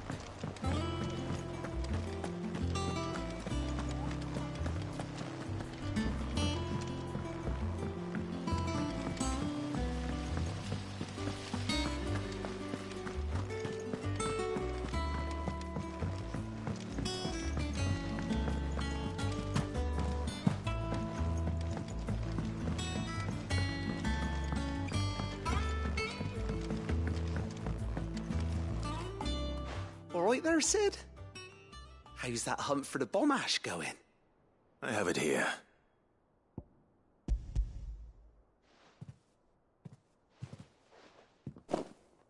That's the stuff. And plenty of it, too. Enough to keep the Olympic bubbling away for a good old while. You're a gent, Sid. Let nothing say otherwise. Right then. Let's get this contraption up and running.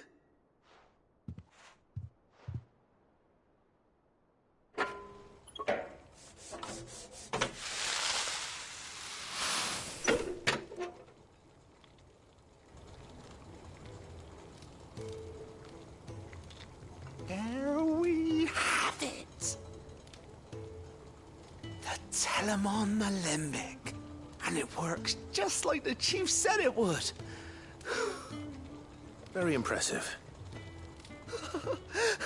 Says the man who cut down a burning boulder. Speaking of which, I still haven't returned the favor. There's no need. The good it will do for the hideaway is reward enough. Don't be silly. Why don't you let me take a look at that bag of yours? The one you keep your potions in. Reckon I could work some magic on that. What kind of magic? Well, we happen to have isolated a substance in our test run of the Alembic that I reckon will make even the toughest leather supple as anything. Thought we might use it to breathe new life into old boots and the like. Save the hideaway a few gil. Ah, I reckon if we slap a bit on your bag, it'll loosen it up enough for you to squeeze in a bottle or two more. Well, it can't hurt to try, I suppose. That's the spirit. Leave it with me. I'll only be a mo.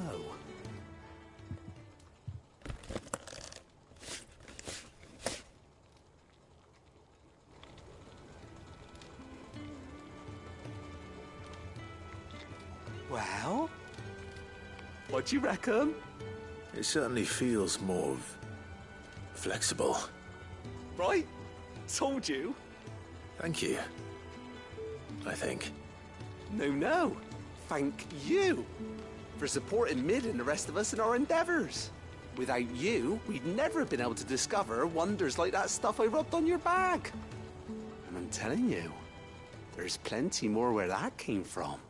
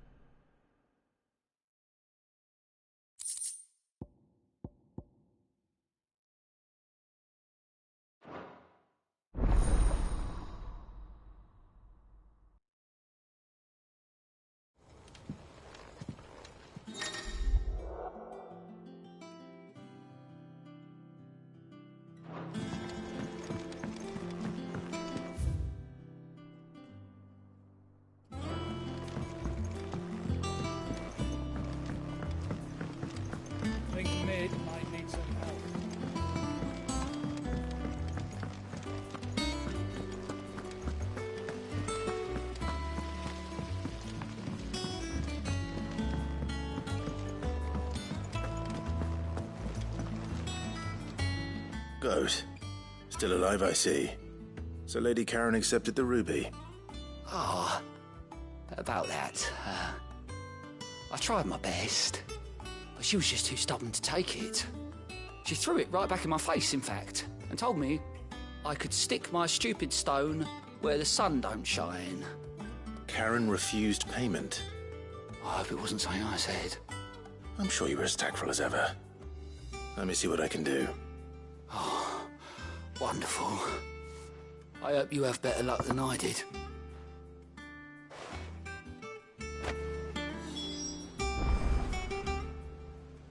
Fancy a look at the list, do you?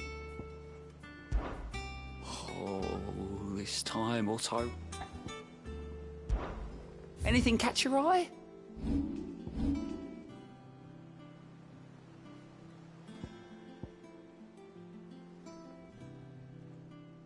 Always something in there.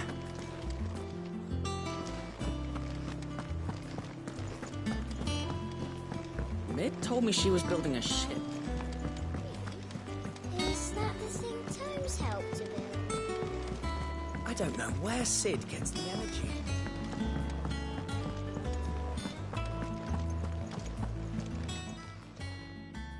Lady Karen, Goad tells me you weren't happy with our offer. Would you prefer the debt was repaid in coin? What debt? I don't recall lending any of you lot me hard-earned gil. I may have tossed a talent or two in the Hideaway's coffers, but those were donations, and you can hardly call it charity if you go asking for it back. Of course not. But one good turn deserves another. And our circumstances have changed. Surely you wouldn't shun the gratitude of a pauper who happened to have become a prince. Oh, so you're a prince now, are you? Fine. But I'm selling it and taking what I'm owed, then you're getting the rest whether you like it or not.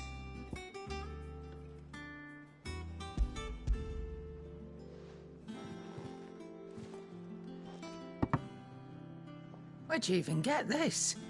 A decent trader might nab 1,000 talents for a star ruby. A canny one, meanwhile, might claim it were nicked from the belt of Sid the Outlaw himself and ask twice as much.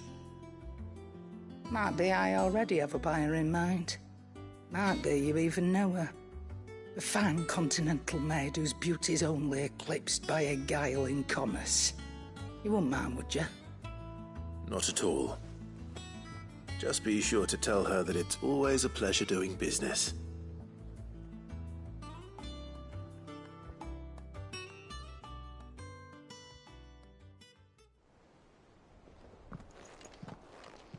I hear you ended up delivering all 3 stones. Thanks to this lump. I sometimes wonder what I pay you for. Speaking of which, I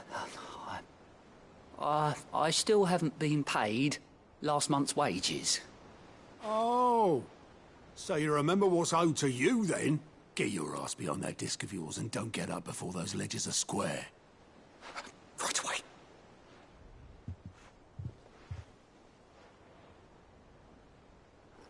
I've seen that before. Yeah. Plenty of times. It was the only goblet Sid ever used.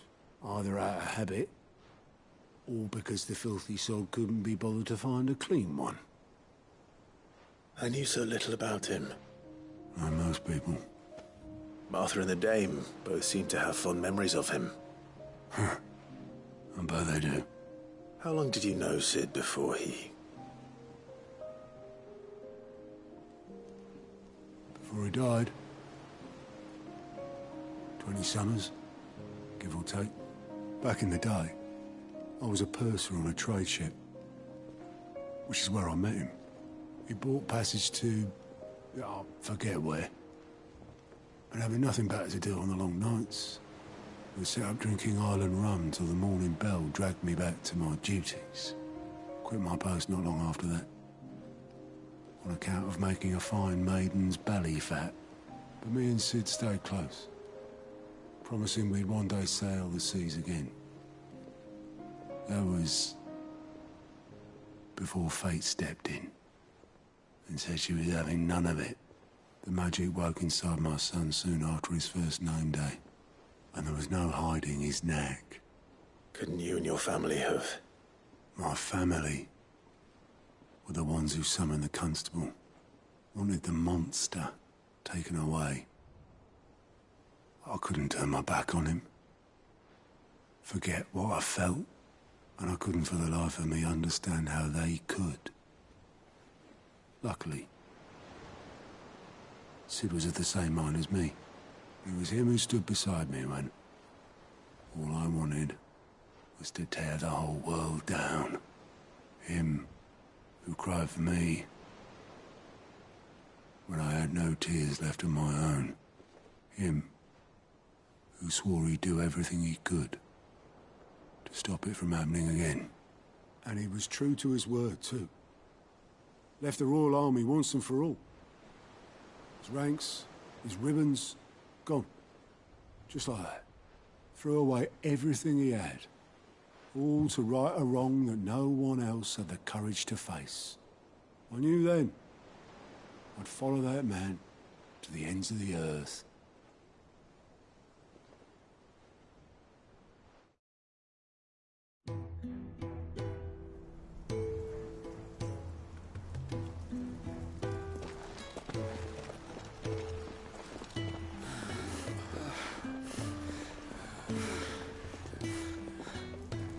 He was always too clever for his own good, was Sid. Saw the world for what it really was, while the rest of us were content to go along with the lie we were shown. And it can't have been easy, bearing that burden alone.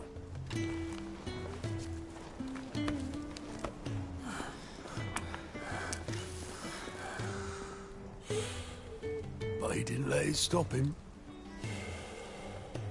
He never lost faith in what he believed was right.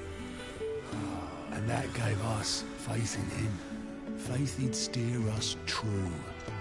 So I swore to myself that I'd always be right behind him, ready to catch the stubborn sod, if ever he should fall.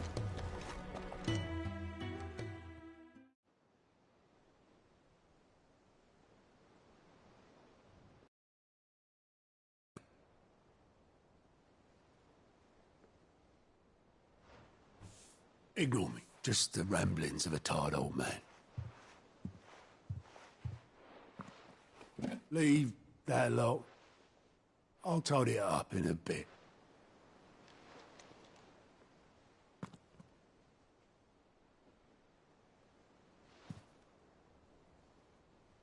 This is Sid's handwriting.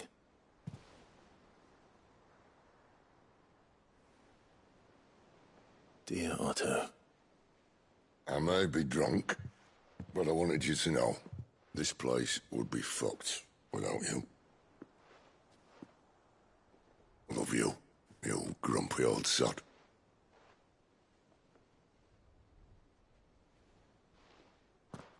This note. Hmm?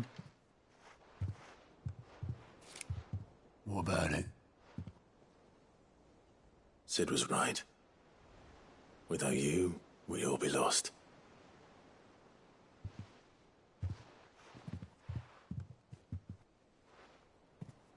He should have bloody well said so then. Just once. Before he went. But then, why would he? Him, or anyone? I'd only have told him to piss off.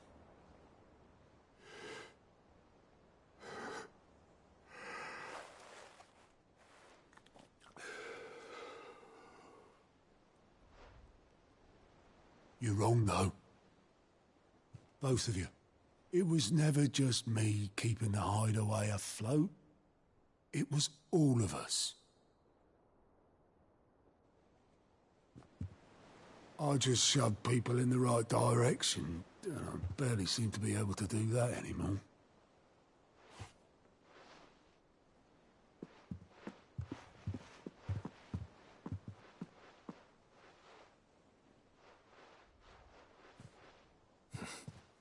Would you rather goat were at the helm? Well, maybe I've got a few more years left in me. I'm going to hold you to that, Otto. Before you go, Sid would have wanted you to have this. But that's... This'll do me just fine.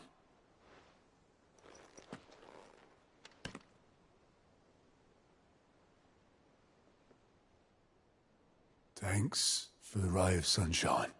I'll see if I can't pay you back. Already have.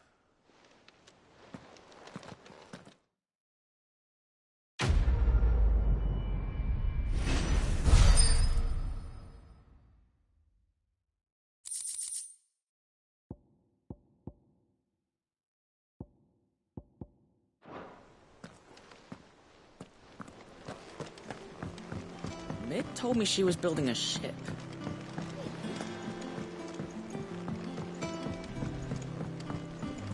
I don't know where Sid gets the energy.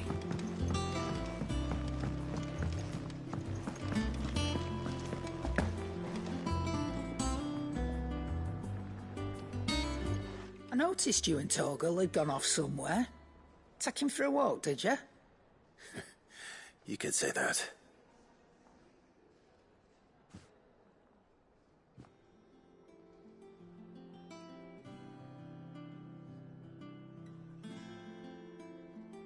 So, Molly's leftovers weren't good enough, eh? That'll teach me for treating you like you're still a pup. All right, no need to shout. Now we know what you're after, I can see about getting some in. Speaking of which, I brought one for later. Can I leave it with you?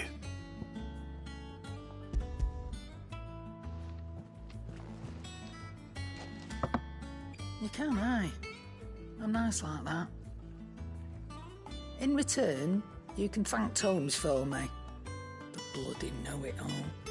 I was just on my way to see him.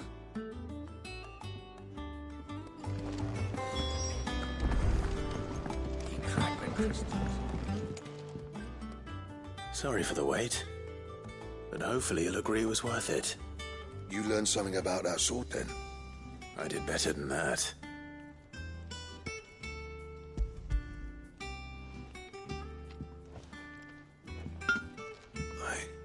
A whetstone? Yes. But not one you'll find anywhere in Valisthea.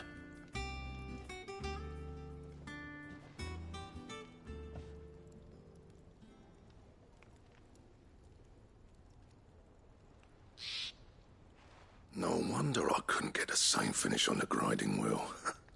One hit and all done, eh? Might not be so bad if all you ever fought were duels. Good luck on the battlefield. Your second opponent would be your last, no matter how good you were. Even so, is there some way it could be used to give the curse breakers an edge? I think so, yeah. With this whetstone and the right kind of steel, I could probably even make a twin of the blade that rattled me.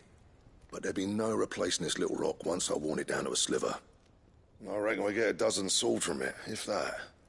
Swords that the curse breakers wouldn't know how to wield properly, and that would see them through a single fire piece. Nah, no point trying to copy that thing. Be about as much use as a wax anvil. But finishing our blades with a whetstone this fine, now that's something to consider. And what's finer than fallen masonry, eh? Or more hard-wearing, for that matter. Just imagine it. Good Valisthean steel with an edge as sharp as any found in the Outer Isles. I won't make a copy, nah. I'll make something much better. I'm sure the curse breakers will be delighted. Just don't push yourself too hard. Don't you worry about me, Sunshine. I've been working day and night since I was half your age, and I'll still be here when you're long gone. Hey, thanks, Clive. I mean it. I owe you one, August too. It's good to know someone's looking out for me. He'll be happy to hear you said that. And I'll see that my debt to you's paid. First new blade I make's got your name on it. You come and find me when you've got the materials. All right. I will.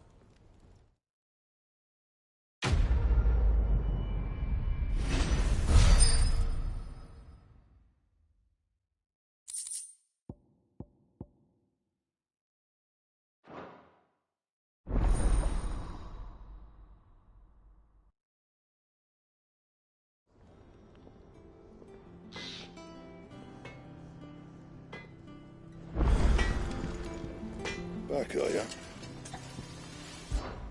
So, what'll it be?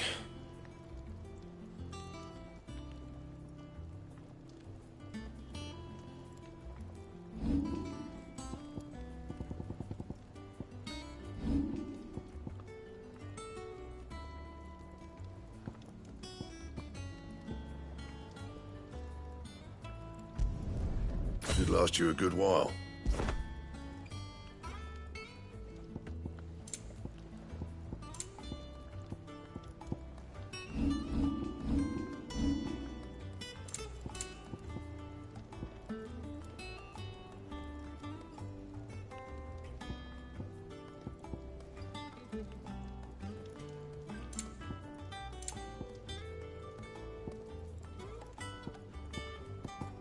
And?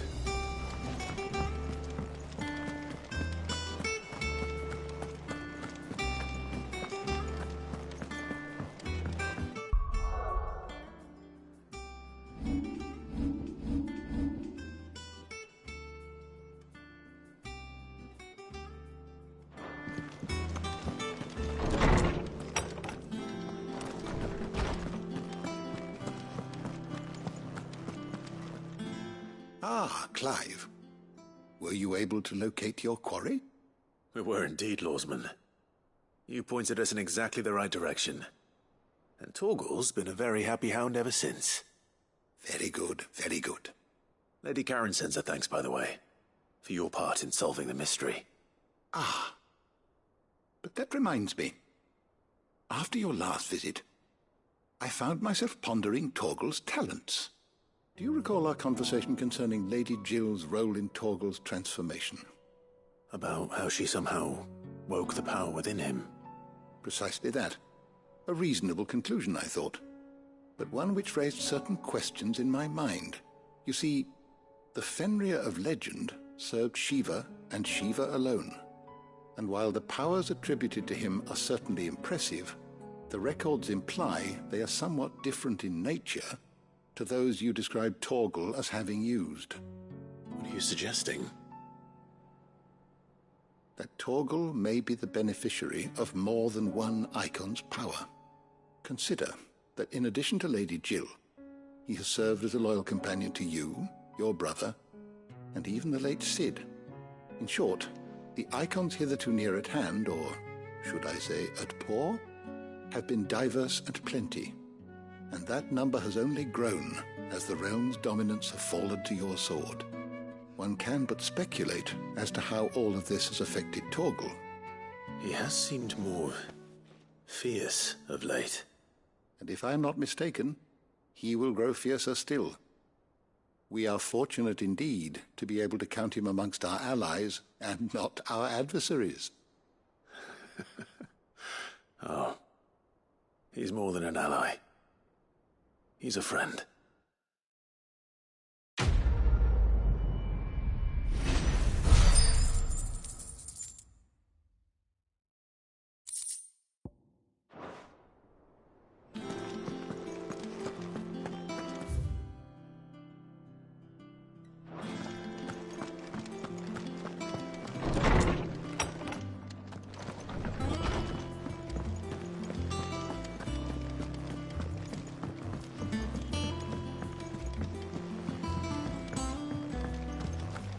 We need to find a way into Drake's tail.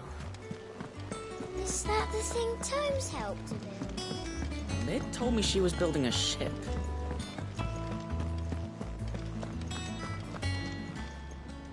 Welcome to the Patron's Whisper. Is everything we've received and everything promised?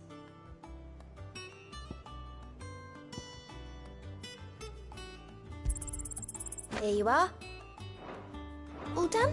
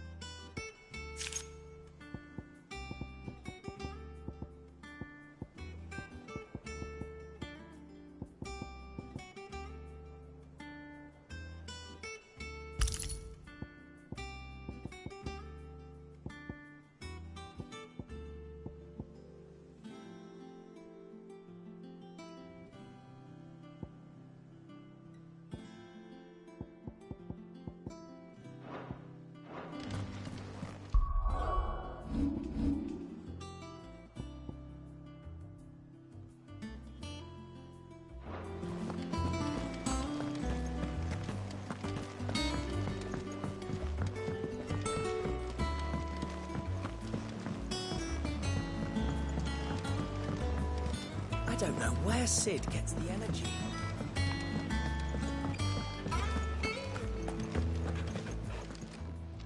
Is it business or pleasure?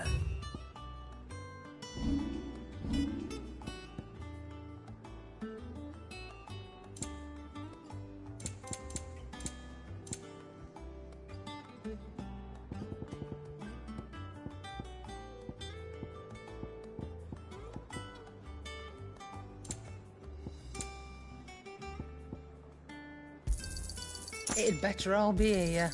You're rubbing me blind, you know. You'll not find a better price than that. It'd better all be here. Come again. Or don't.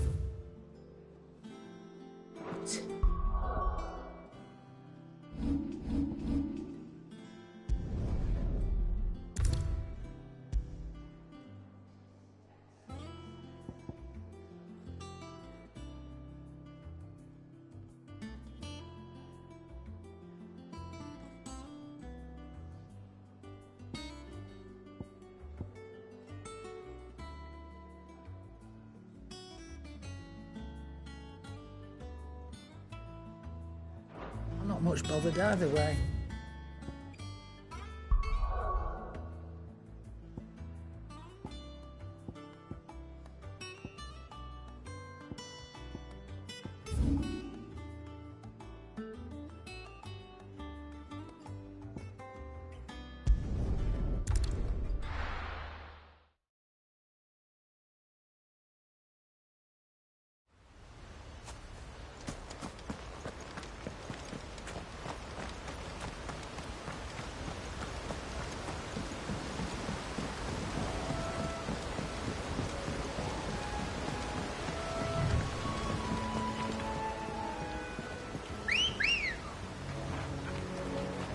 Good girl.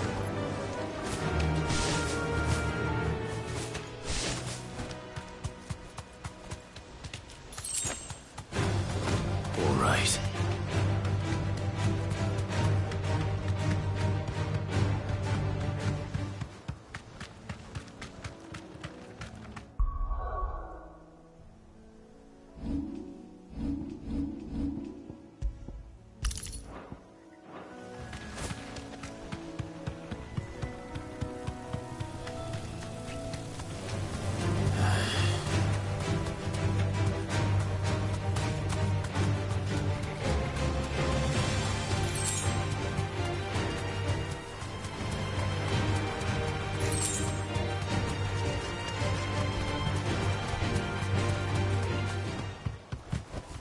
That'll do, girl.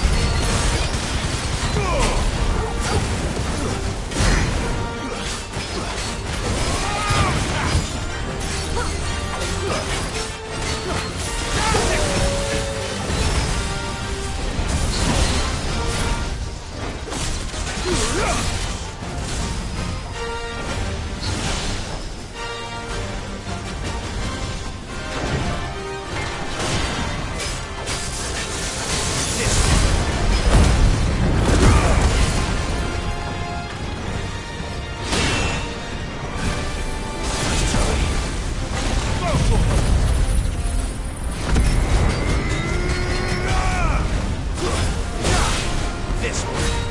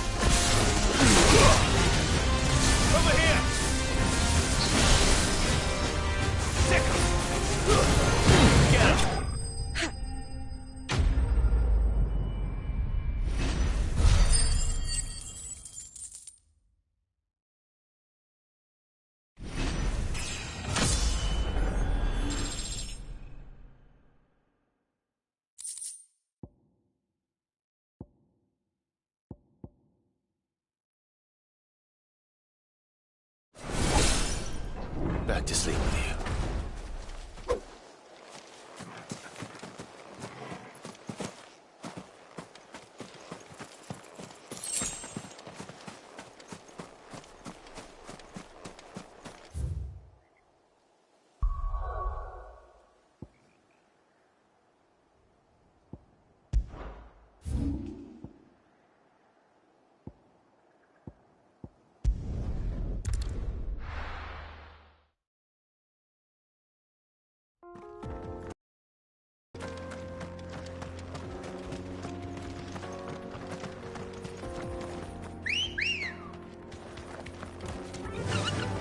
Run like the wind.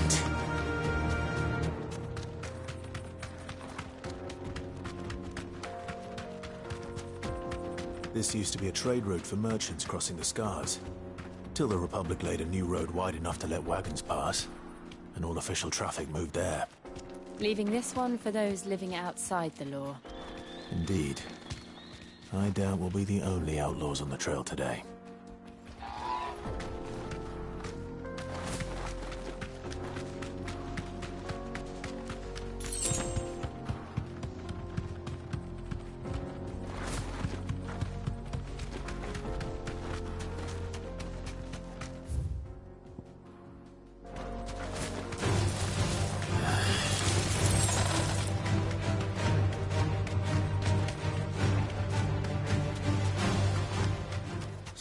Think. We'd be lucky to make it out alive. Really? It's as bad as that. Oh, aye. There's trouble up ahead. And too much of it for us to handle. I take it there's danger on the road. Oh, what about this fearsome-looking fellow? You think he'd be equal to the task? Oh, no doubt. Assuming he's willing to hear us out. Well met, friend. My brother and I have been tasked with finding a merchant's missing cart. You seen it by any chance? How does a merchant misplace his cart? Oh, the man's a coward. When he thought goblins might come a-snarling, he ran, leaving his livelihood abandoned in the pass. He sent the two of us to fetch it, but it's gone. Now, I'm not much of a thinker, but I know the work of thieves when I see it. My brother's right on all accounts. And by my estimation, the bastards are lying in wait just down the road. We may have seen our share of action, true, but we've not got the skill in arms to boldly brave an ambush. You, however, have the look of a man who needn't fear a band of backwater ruffians. What do you say? Will you help us out? Chances are they'll come for you either way. But if you promise to lend us a hand, at least you'll pocket a reward for your troubles.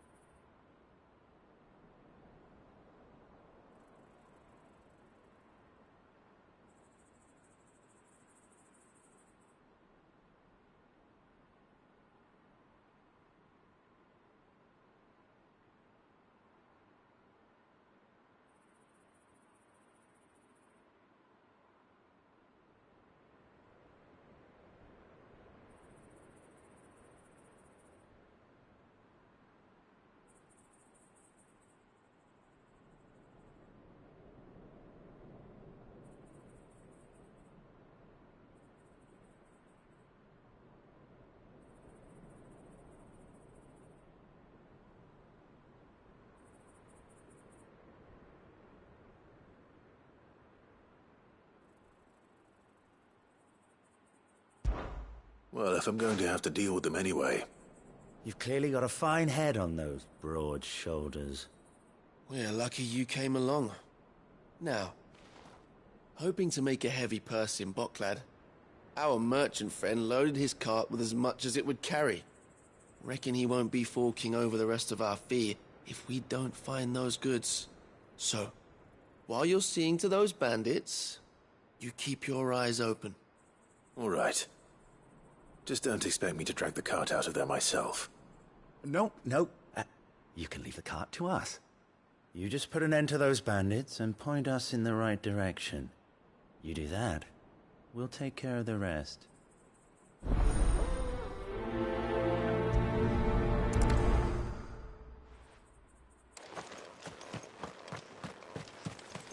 I'm not sure I trust those two. But if there are bandits lying in wait, I should probably take care of them. Look lively, you lot. We've got guests.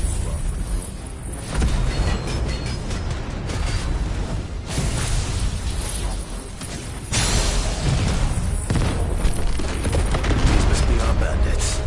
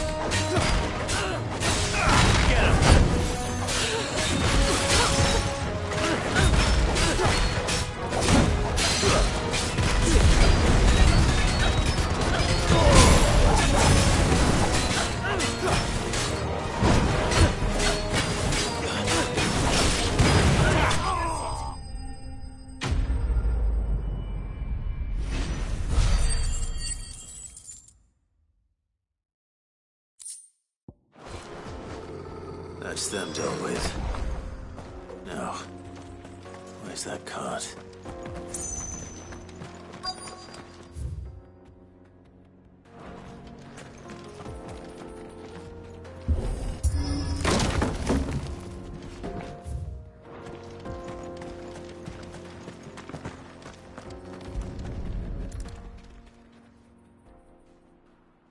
Getting all of this out of here will be a nightmare. Seems we found ourselves the right man for the job, wouldn't you say? Found the cart and didn't leave a single bastard breathing. Our merchant friend will be delighted. And how exactly will he be getting his goods out of here? You leave that to us. After all, it'd be wrong to make such a fine warrior haul cabbages to market. You've done your part. And that's all you need to worry about. Here.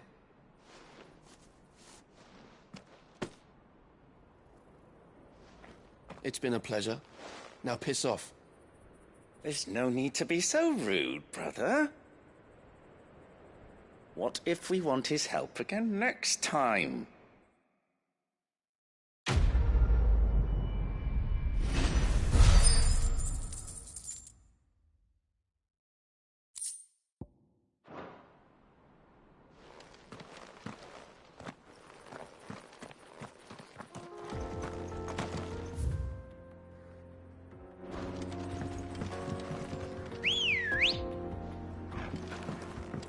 Come on. I see the Dalnecs lag behind Rosaria when it comes to bridge building. The fallen ruin should hold, at least. The path continues on the other side.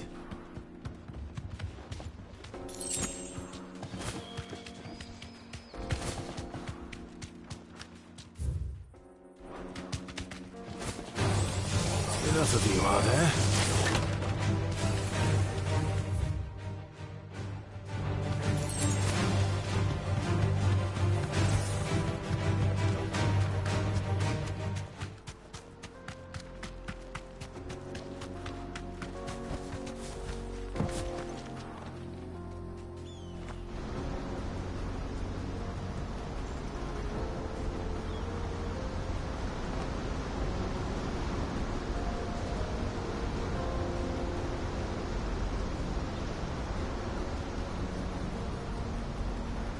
So this is Zemeckis. The land of the gods. It's even more impressive than I imagined. I remember being captivated by the story as a child. Long, long ago, man was overcome by avarice and challenged the gods in a bid to win their power. The final battle took place here, at these falls. Or so the legend goes. If anyone ever manages to plumb those depths, perhaps we'll learn if there's any truth to the tale. That the gods emerged victorious and punished man for his defiance by visiting upon him 2 curses. Dominants and bearers. To tell the truth, I always thought it strange that the dominant and their icons were deemed a curse. Back home, the dominant inherited the throne. They were admired and exalted, not spurned. Whenever I got to that part of the story, I always assumed there must be something I'd misunderstood. You had a lot of storybooks, didn't you? In your room, I mean. When we were young. The old legends were always my favorites. Epic battles between gods and men. Father encouraged me to read as much as I could. He thought it good for my education. You really were a boy like any other, weren't you?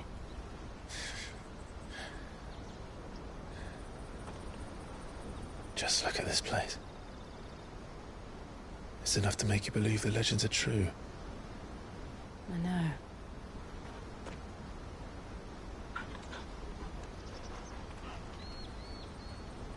not far from Boklad. The road will be busier up ahead. Then we'll have to keep our wits about us.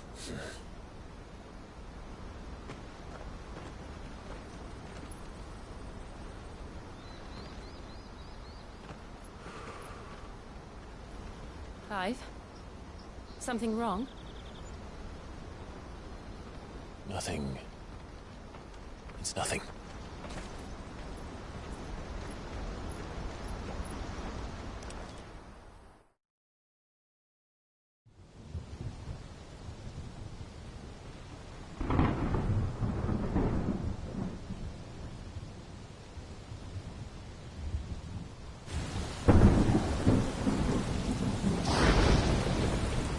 I see the reports are true, Father. You have surrendered the throne to Olivier. I have. Emperor Olivier shall rebuild the Holy Empire of Sanbreque.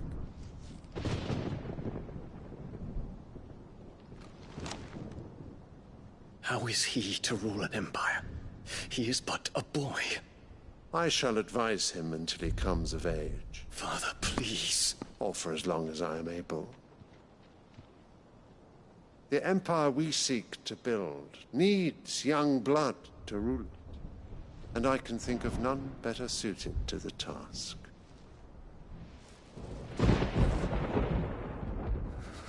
There is other news, Dion. Hugo Kupka is dead, and Drake's Fang destroyed.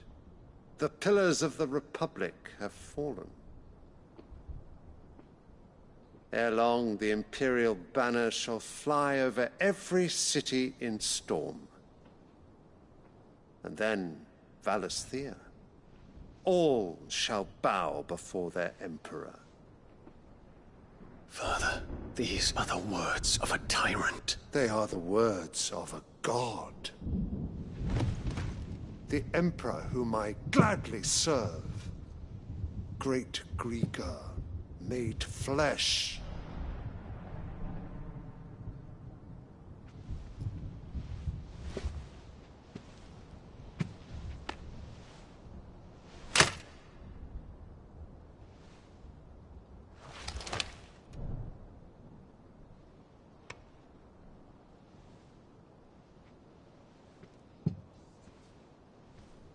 Return to your camp, Dion, and ready your forces. It is time to show the world the true power of Sanbreque.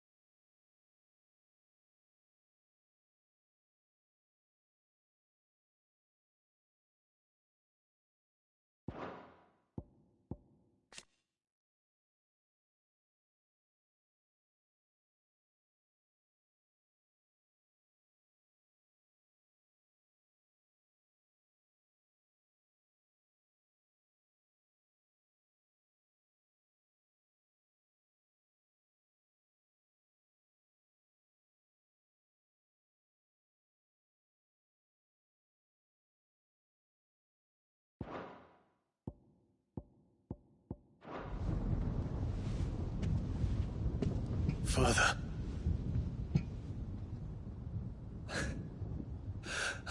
find you much changed.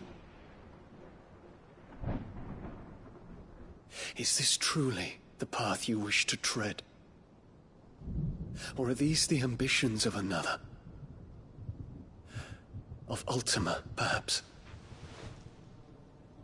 What nonsense is this? I speak my mind, and my mind only. Though I do owe Annabella thanks for reminding me of certain truths regarding the nature of nations, of rulers, and of the divine. You would trust the words of this traitress? She betrayed her country. She slew her husband. You have ever been an invaluable servant to Sambrek, Prince Dion. I trust you will continue to serve your Emperor in the wars to come. The canker! Silence! Insolent wretch! You will bend the knee. All else is heresy. Sire, forgive me. This audience is over. Come, your Radiance. The Rowena Syndicate awaits your pleasure. Oh, not another meeting with silly old men. They're so boring. I'm hungry, Father. Can't we have luncheon instead?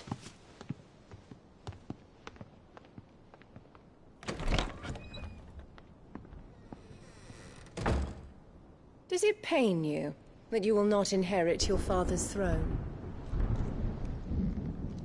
I have suffered worse.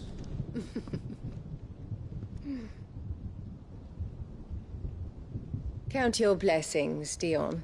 For a base-born child to be chosen by Bahamut is miracle enough.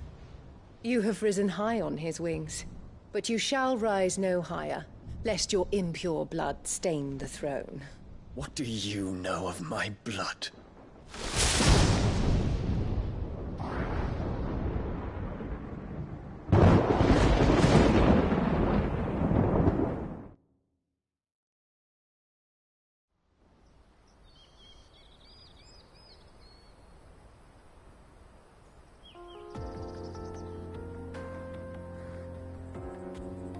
The Boklab markets are to the north. We just need to hug the coast.